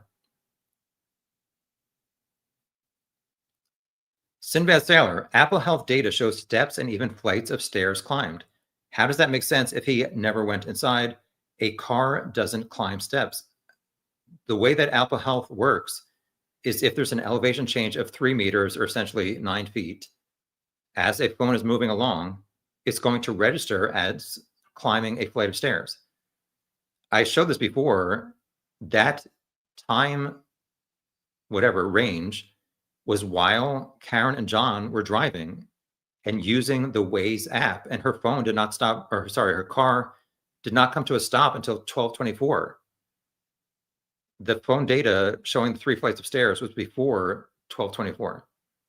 There was a topographical map presented, maybe it was by Guarino, showing the route that Karen and John took from the bar to Fairview, and that the elevation changed more than 3 meters to make John's phone think that he was moving and taking steps and going up and down flights of stairs. I'm still an hour and 10 minutes behind. Holy crap. We'll go for another half hour maybe, but I'm going to skip a bunch here. Hi, Vala. People are crazy in these conspiracy theories. I'm not saying that the people in this chat are crazy, but I have read some pretty crazy conspiracy theories about this case. Aspen, are we sure there weren't Odinists in the area? They're everywhere. Gangster computer god. So Proctor is the guy who was apparently like the lead investigator or the case manager. He was fired for his conduct.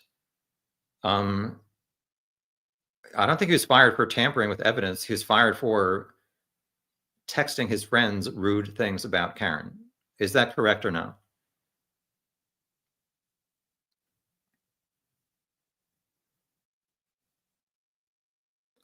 Hi, Instamat and your dog. I think it was a jump, which means attacking him, that went too far, and they panicked and threw him outside. I just like, how, who, why? These people are hanging out at Waterfall, getting along. They invited him to the waterfall. They invited him to their house where their son turned 23 years old that day or that night on that day. And Brian Albert Jr. was at home drinking with two girls. So they invite John. Like, what is this plan to attack their friend and a fellow police officer? I just don't see anything that adds up.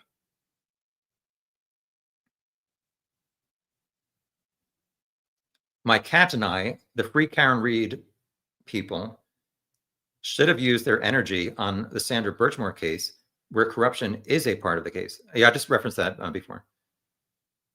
Which to me, well, I won't get into that, but that cop on video leaving a few minutes after her phone stops moving. Yeah, so I didn't reference this before. Sandra Birchmore, her death was ruled a suicide. I think she was found maybe in a, I don't like to give out false facts. I recall maybe I don't know what you want to say, maybe like she had a bag or something around her neck attached to a closet door. Again, I'm not exactly sure about that. So they thought she committed suicide. But as I said, this cop who had been hooking up with her since she was a teenager until she was 23 is on video leaving a few minutes after her phone in her apartment stops moving. No, I really don't want to deep dive that case. Instamat, how far would Karen have to drive to get up to that speed? I guess you're talking about 23 miles an hour in reverse, which to me, yes. It seems kind of odd and a high speed of 23 miles an hour. I need to look into that further and watch more testimony. Birdie, how did a snowplow driver not see a dead body? I think he came by at 2:30 the first time, correct? And then a little after 3. It was snowing, so maybe enough white snow had covered the body. Did somebody reference that the snowplow driver changed his testimony or his recollection? I vaguely know that there was some kind of reference to the snowplow driver said a Ford Edge was parked outside the Albert's house, maybe at 3 a.m., which they're not supposed to do when they're plowing. Any thoughts on how that could indicate anybody in the house is responsible? I'm still an hour behind. Scrolling. Hi, Junior. Alan Jackson is Karen's defense attorney. Explained it all in his closing arguments. Rock star. All right. I have not watched those yet. I apparently don't have a lot of moderators. If people are being rude, don't give them second chances. Just delete them.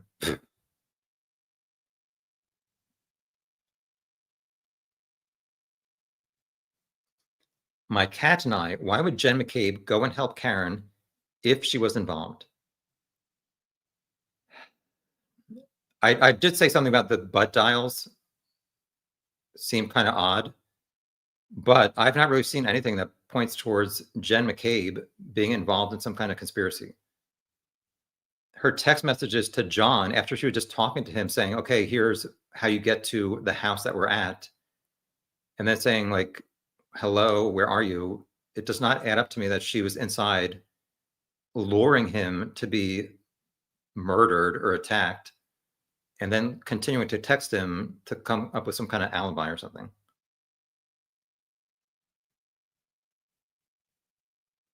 Hi, Cindy. Pork rinds. I'm not laughing at you.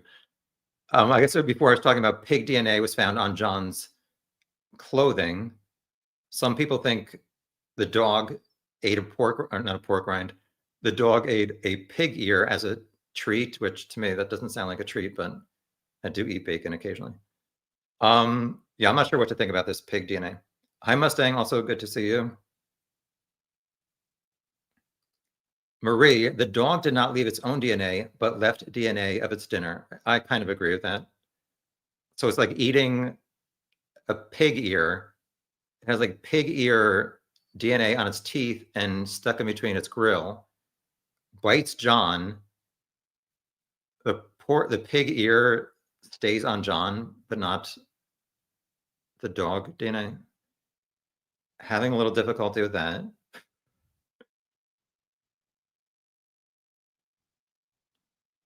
All right, I'm still 50 minutes behind. If you're wondering when I'm stopping, we're at an hour and 46 minutes, probably like, I just let out a sigh. Maybe another half hour or so. Lee Miller, you know nothing, Tom Webster, Crown. I said that at the scroll at the bottom. That's why I said I'm trying to find out information from you.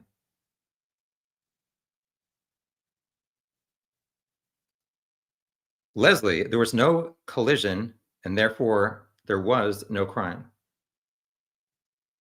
Okay, so what is your theory how he ends up dead on this lawn? Rinmeister, medical examiners said not consistent with injuries from a collision. Whiffen, like the data expert, testified 227 house long, not consistent with a search in the night. That's correct. That's all science. But Whiffen said reasonable doubt about only outside. I'm going to have to look into that more again. I did watch all of Ian's testimony and took notes and screenshots. And after I watched it, I thought that he said it only showed inside the house or the radius when the accuracy was 18 meters. And a few seconds later, the accuracy got better to 7 meters and the circle was not in the house. So I'll have to go back and look at his testimony. Candace is providing some backstory here. Colin had a lot of history with John O'Keefe. He was cutting across O'Keefe's lawn, dumping beer cans, etc. When Karen and John were in Aruba, Colin threatened him through the Ring doorbell. What did he say? And I'm not saying that you're wrong or stating wrong facts, but I just find it odd that there's text messages between Colin and Allie McCabe at 12:10 a.m. where Allie says, I'm here to pick you up. And then we know at 12:12, 2 minutes after that, is when Karen even starts her car at the waterfall. So how is Colin murdering or beating up John O'Keefe when Colin apparently left the house before John was even there? And John's phone did not show in the house. That's the things that Colin theory is not adding up to me. Leslie, the basement floor has been refinished. Okay, well, they lived there for decades. Their kids were older and they were selling their house. Some people remodel to get a better, whatever, house sale. I have seen references to people saying that the Alberts sold their house at a large loss or something. I've not seen what the list price was or what they sold it at. To me, it's not that unbelievable that an old house had some kind of water damage and they wanted to refinish part of the basement floor before selling it. My cat and I, what's your cat's name? I'm more concerned. I need to investigate your cat's name. His defense abandoned a lot of things they said they were going to prove. Well, I've seen some comments that Auntie Bev, the judge, did not even allow to be presented at trial number 2, which we were just talking about, the Colin did it theory. That was not allowed at the second trial.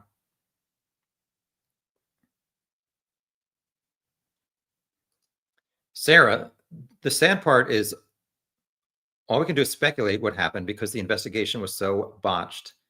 It's awful to think there may never be justice for John.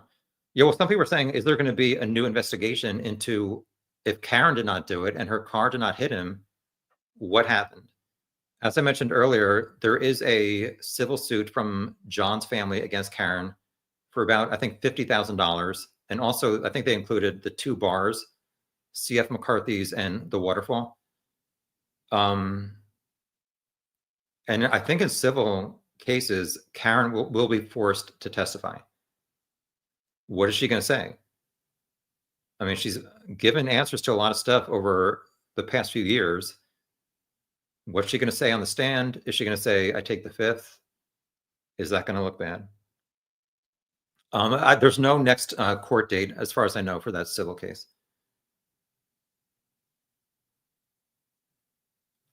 Candace says, Colin's dad is convicted murderer Chris Albert. From what I saw, I think in 1994, Chris was driving and he killed somebody. I saw some vague reference to maybe there's a 30-hour manhunt for Chris or something. Was that drunk driving or just driving and leaving the scene of an accident? I'm not sure exactly about that case. Birdseed and their cat think Brian Higgins killed John so he could date Karen after she got out of jail for a murder they framed her for, of course. At first, I thought you were serious. Higgins did not seem to be, obviously he said he thought Karen was attractive. I don't know that he's killing a fellow police officer to ride off into the sunset with Karen. Jay White, no ridges and a patterned head injury not consistent with the SUV surfaces or the hard ground. Is the pattern that you're talking about, the taillight had some ridges in it?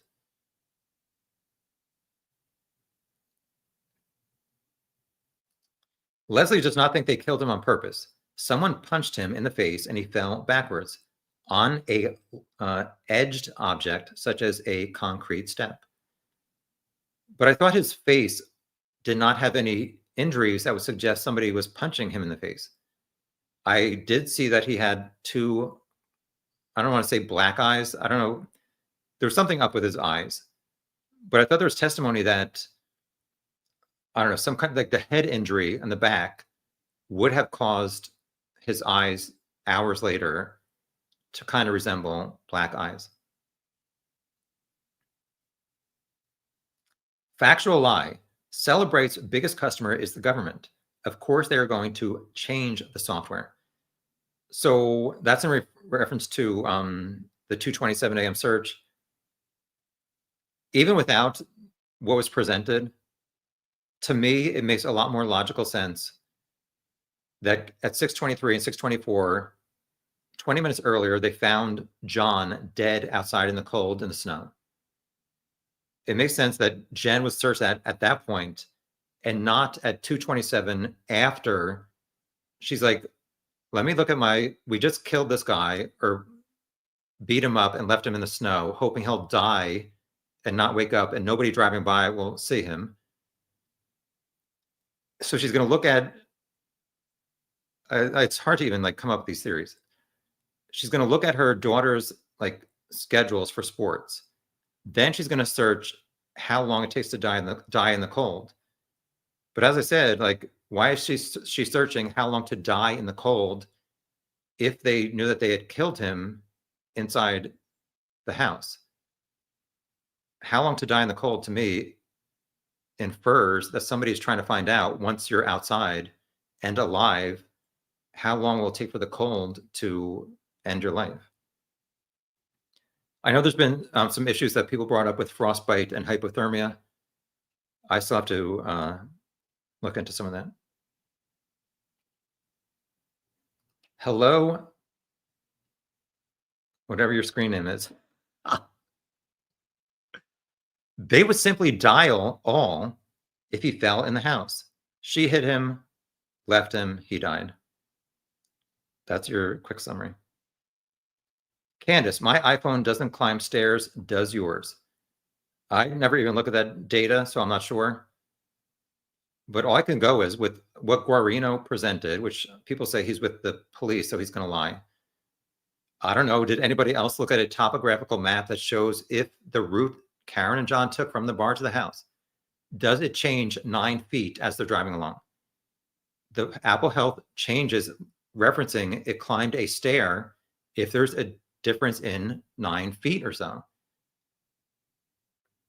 Again, that timestamp of those stairs, climbing 3 stairs and supposedly walking, were confirmed to be while they were driving.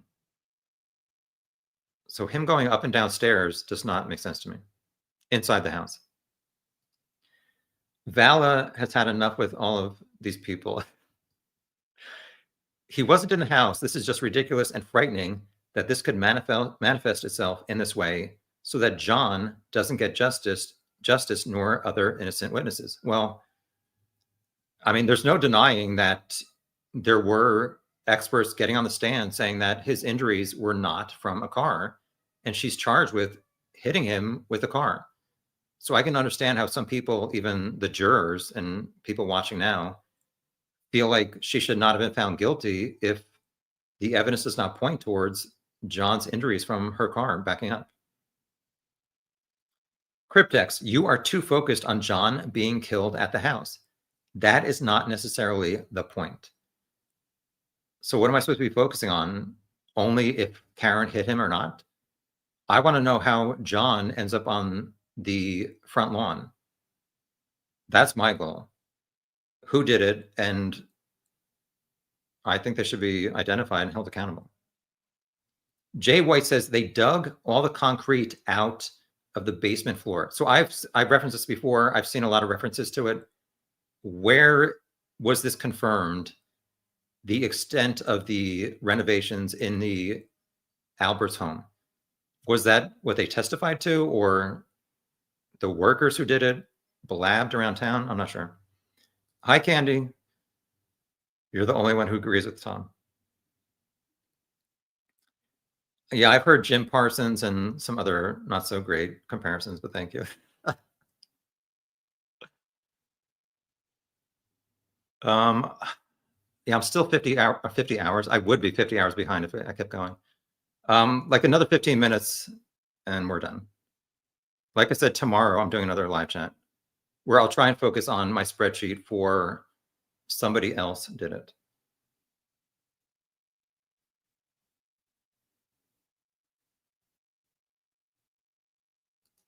Candace says, how did John take those steps 82 feet? Like I just said, the expert said that if he's holding his phone while Karen is driving, him like moving, and I've watched videos where, and people have referenced the Commonwealth, or whatever, Canton, should have used that money for Karen's trial to fix the potholes. There's like major potholes on this route and these roads around here.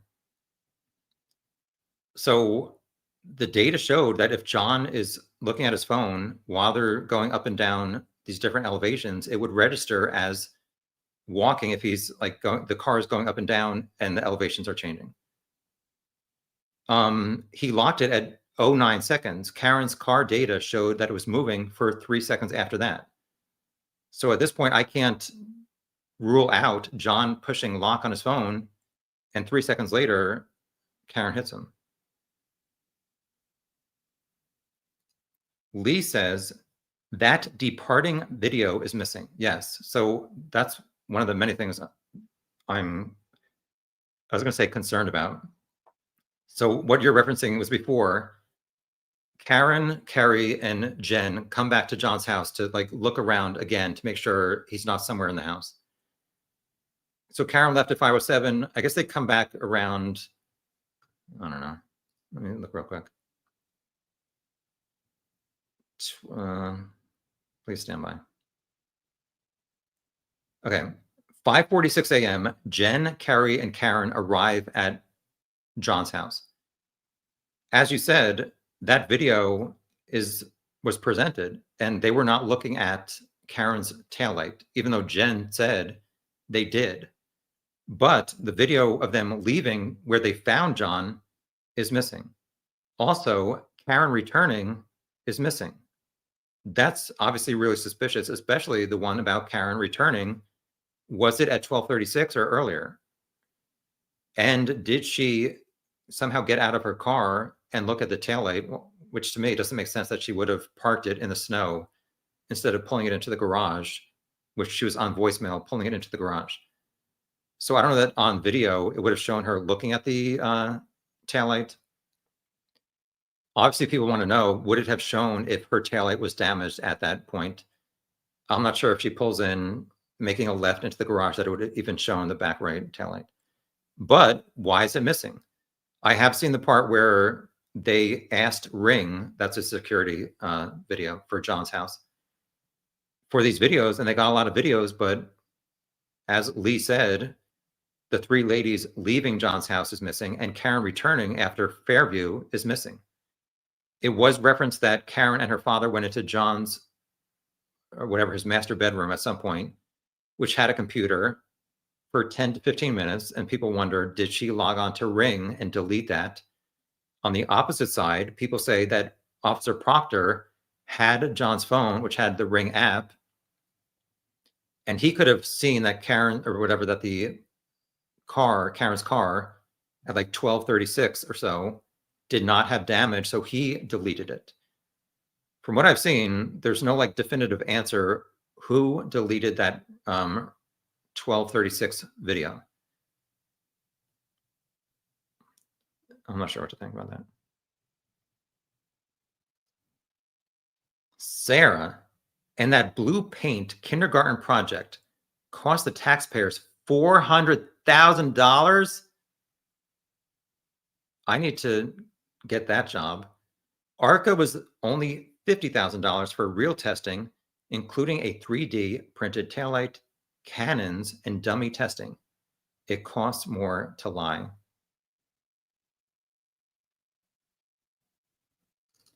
Cole, you got to actually look into this first. This is, I'm asking people to help me look into it. That's why I'm doing this live chat.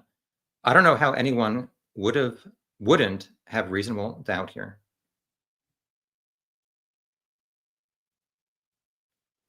Hi, Jill.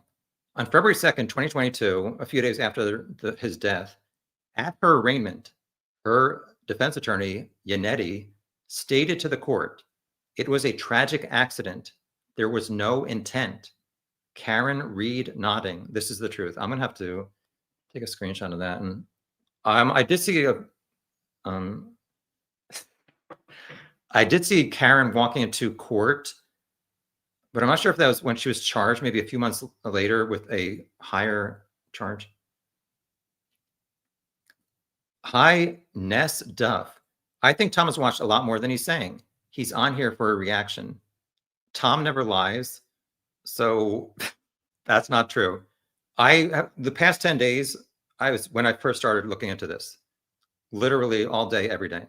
So yes, as I say in the scroll below, I am new to this case and I'm going along. So please allow me to not know all the facts.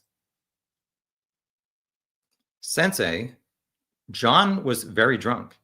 He had never been to the Albert's house before, so he could easily have gone to the wrong door. Yeah, but I don't really think the garage door would be his first choice, and then the dog's in there attacking him. We're going to do 10 more comments and we're done.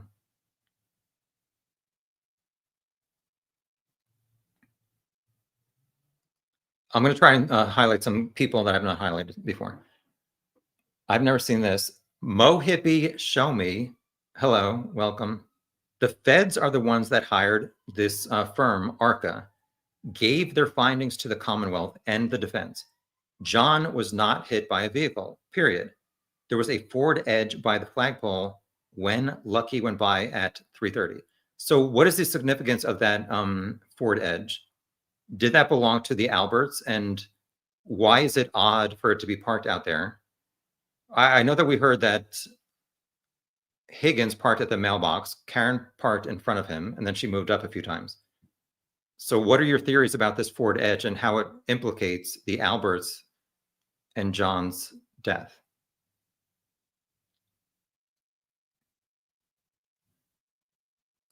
Hi, caricature contest. Not sure what you're saying. Hi, you two bad actors. Nice to see you. Good morning, Humanimal. The jury don't understand totality of evidence, and who knows how manipulated they were by the crowd. And this is me deciphering Humanimal. I think she writes on her phone. She's like worse than Jen McCabe in a snowstorm. And it would actually be intimidating. So you're thinking that knowing that there's a huge crowd outside, everyone, almost everyone, saying that Karen is innocent, they were afraid to find her guilty? I would hope that 12 people would not vote based on that they're afraid of like people outside.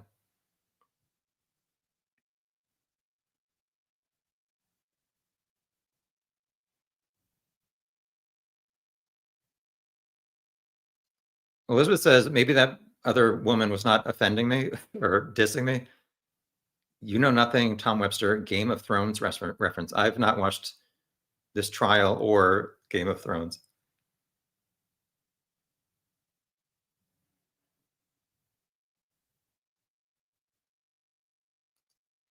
Humanimal quoting, I guess, Karen, I didn't think he was mortally wounded. And Karen told her father she hit him at the hospital, and he said that on TV. Nope, denies it. I do believe that Karen saying she didn't think he was mortally wounded could have been what she was saying that when she saw John soon after 6 a.m. Not that she thought that he was mortally wounded the night before. I could be wrong, but I'm not trying to I have nothing against Karen, so I'm not going to say everything she says is a lie or incriminating.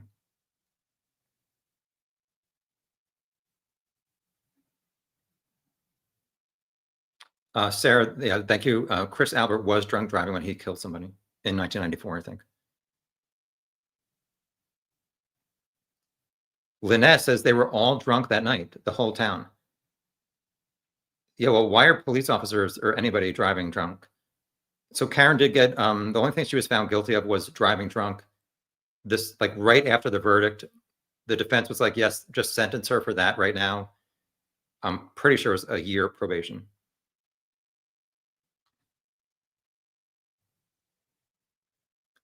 Humanimal says more like Karen did not want John to go inside with Higgins. She might get sprung for her repulsive behavior, kissing Higgins. And I said that earlier. You were probably sleeping. I know you're in Australia or something. Was Karen afraid that John was going to go in and Higgins was going to reveal that Karen kissed him? And they were texting that she was not happy in the relationship. I'm not saying that caused Karen to want to kill John with her car, but did she floor it in reverse, trying to talk to him after he got out of the car, saying, no, don't go in, let's just go home? But also on the opposing thing to that, well, John and Higgins had an opportunity to talk at the bar before they even went to the house. So he could have told John at that point. Marie says, I guess you're referencing when they found John's body and police started showing up, there were no sirens, just lights that would have maybe woken up the neighbors.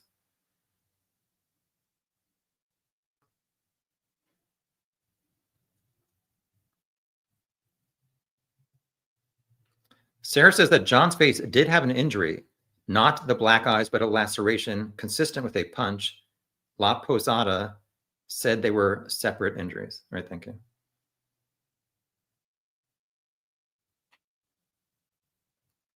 Carrie says there's a video of two guys going in reverse in the same spot where Karen was. However, during their video test, the pavement was dry as opposed to some snow on it with Karen on whatever this time frame. And the fastest he could go was 17 miles an hour, I think. Interesting. I actually did see that video. And 23 miles an hour in reverse seems very fast, but I need to look into this data a little bit more before I can figure out what kind of makes sense or not.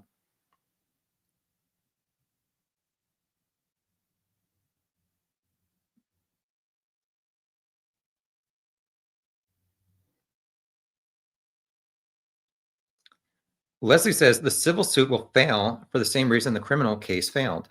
No evidence of a collision. Well, as I said, I think Karen's going to have to testify. So what is her final explanation going to be when they say, what do you recall from leaving the bar until you left Fairview? As I said before, there's an interview where Karen, what I saw, totally remembered driving past Fairview, John saying that she missed it and she had to turn around. Why can't she remember everything that, or not everything, but at least the main points of what happened in the 7 or whatever 8 minutes after that? Caricature contest. His black eyes were not from being punched in the face. I mean, I missed your first one. Let's see here.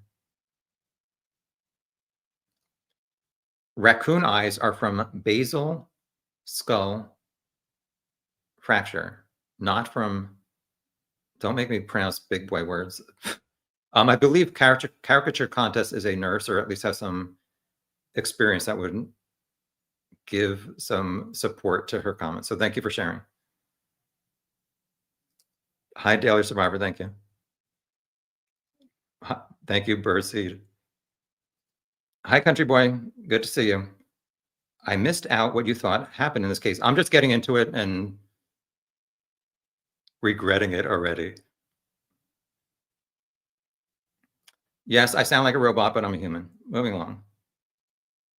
Mama Bear, I don't believe he was drug dumped out there after Lucky Man drive by, but if do, he went to bed after 4 and played possum up in bedroom. What are you talking about? Are you smoking doobie?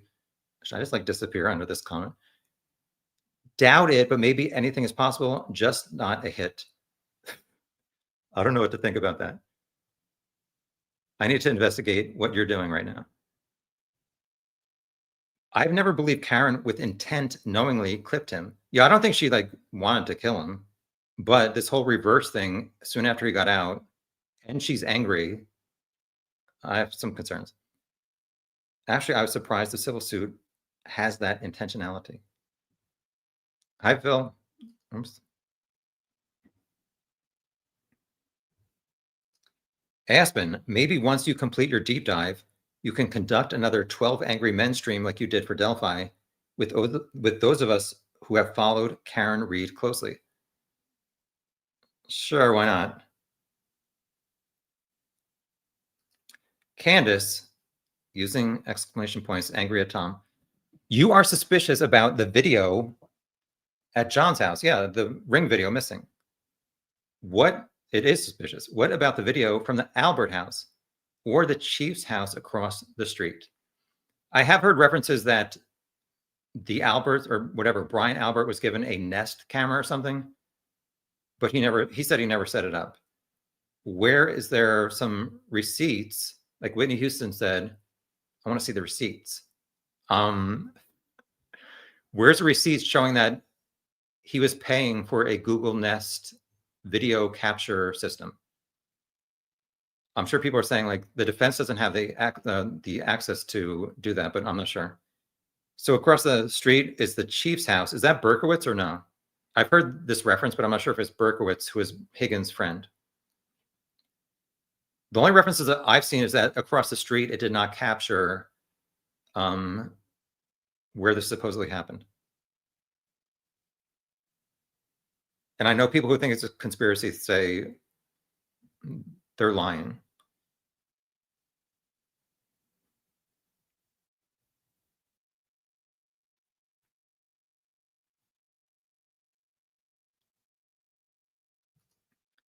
Sensei, so underneath this, once this video stops, which is going to be in a few minutes, this live chat, if you refresh, you can post comments. However, in the past, I've seen if somebody tries to like post a non-YouTube website in my or any YouTube comments, YouTube blocks it. They only allow, I think, other YouTube video links. You can try it under this video. And I will, like I said, I want to find out information and true facts. So I appreciate you trying to. Also write another comment saying, I posted the links. Did you get them? I will reply to. Thank you. Daily Survivor, if the medical examiner said that he did not die from being struck by the car or have injuries from being hit by a car, there's no other verdict but not guilty. I agree with that, but I still need to look at everything.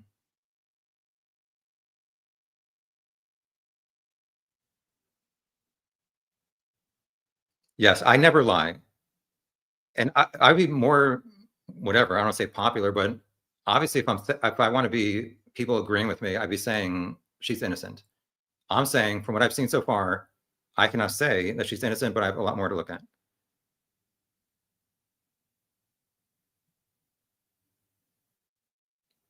We're going to do 5 more comments. Sarah says, watch the interview with the Mick Alberts. So for people who are new to this case, the Alberts are one family with like police officers. Brian, I think I have this whole family tree right. Brian Albert, the homeowner, was married to Nicole. Nicole's sister is Jen. Her last name is McCabe. So people combine them with Jen McCabe, Alberts, McAlberts. I did watch the like 7-minute video after the verdict this time. I found their comments to be believable. Sorry, not sorry. 4 more. Thank you, Humanimal. I appreciate you. Witness intimidation was something Karen Reed orchestrated, and yes, I think it would be in the least manipulative. I have heard comments about this and her working with that like YouTube guy to intimidate people. Birdseed, let's do a Game of Thrones rewatch with Tom. Is it only one episode where they say you don't know anything or something? Country Boy, those cuts on John's arm look like they were done by a box cutter. Is that a Delphi reference or no? Leslie wants to know, why would John stand in the street with his arm extended and wait for Karen to back up and hit him? Even a drunk person would get out of the way. That makes sense. However, as I'm thinking about it, so based on the data, I feel like John got out at 12:31. What if he closes the door and starts walking on the street towards the mailbox driveway instead of walking on the street? We know he had a glass that he left the bar with. So what if he's holding that in his right arm? He sees or hears, or he closes his phone at 9 seconds. Karen is going in reverse and she's like kind of flooring it. So he looks to see where she's coming at and he doesn't have time to move out of the way. And if she's going really fast in reverse on snow, maybe she's not driving in a straight line and he's thinking she's not going to hit me, but she does. Clip him. So I can't say for sure that it doesn't make sense that John or this scenario could have played out. And yes, this is something else, Leslie, that I've thought about. We've heard about Higgins' Jeep in front of the mailbox. So how does Karen drive really fast and not also hit the Jeep? I've thought about that. From what I saw here, I might be missing it. Something about 53 feet. I'm missing it right now. I'm not sure that she could not have floored it and not hit the Jeep. I am kind of unsure how she did this and nobody inside either heard her going in reverse, heard John scream or whatever, not see him when Jen is looking out the window. As I said, I still have a lot more stuff to review before I come up with a final verdict. All right, 3 more comments and that's it. We're at 2 hours and 20 minutes. I am unfortunately doing another live chat tomorrow on the same topic. I'll try to review some of my other spreadsheets that I'm drafting. How far behind am I? Wait, what?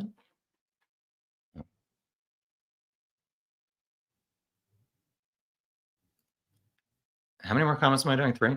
Carrie says, didn't Jen say she never saw the dog? Pretty sure I heard her say that on the stand. Yes, she said she walked into her sister's bedroom, did not see the dog. And people wonder, how's a German Shepherd not barking when all this commotion is going on outside? The owner, Brian, said that the dog sleeps in their bed or sometimes in the closet. But as I said before, there's a train track right behind their house. So are these people accustomed to sleeping through loud noises? I don't think that's really unreasonable to think. If they live right next to a train track, they might be used to sleeping through some loud noises.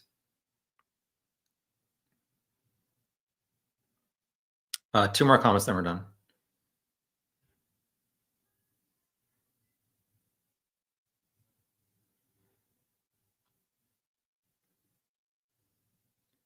Candace says, witness intimidation was when Brian Albert went over to Jen McCabe's house when she was being interviewed by Proctor.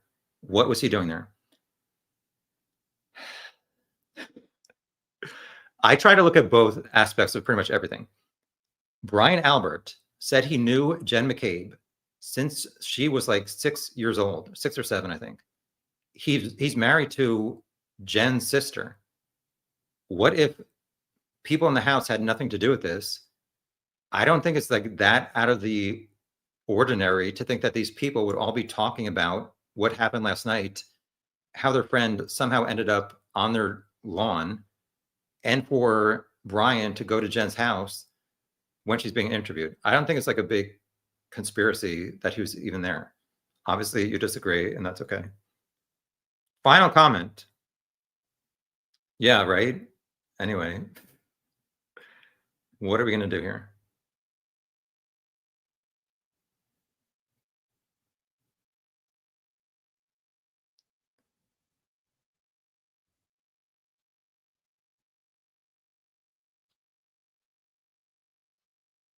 Just looking for one more comment.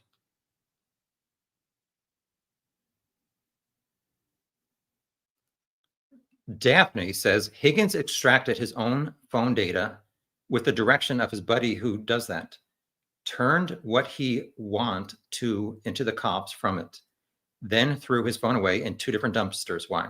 So I did see this part. He wanted to extract his text messages with Karen and also his messages with John. Nothing was missing from what he extracted and handed over. Obviously, people think like maybe what if he is involved? His entire phone should be reviewed. However, there's this whole like issue with the defense wanted to get access to his phone. At some point, I believe there's like a witness advocate for maybe the prosecutor's office or something who communicates with these witnesses. And I believe the day before, they may have warned Brian Albert and Brian Higgins that their phones would be confiscated, or that at least the defense was going to file a motion to do that. However, from what I saw, Auntie Bev denied that motion. And I'm pretty sure it was after that denial that Brian Higgins threw his phone out. He said it was old. He had to change his phone number because somebody a few months earlier in July 2021, he's an ATF agent who looks for fugitives or something. And somebody who's investigating found his personal cell phone number. So that's why he said he changed his phone number. He changed his actual phone. Then he got a new phone. He ended up throwing out the old phone a few months later because he said it was old and stuff.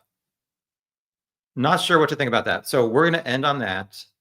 Thank you to everybody who joined, sharing your thoughts. Thank you to my members, my moderators. Hi, Annie. Welcome. Not sure what you missed, but yes, thank you, everybody. I'm going to do another live chat tomorrow. I'm going to continue watching testimony for the next few weeks, unfortunately. I will do some random live chats as I want to like maybe get some more feedback, and we'll see what happens. Thank you. Also, thank you to Gangster Computer God, and Sensei Wackadoodle for your generous donations. I'll see you either tomorrow or in the future. Thank you, everybody. Bye.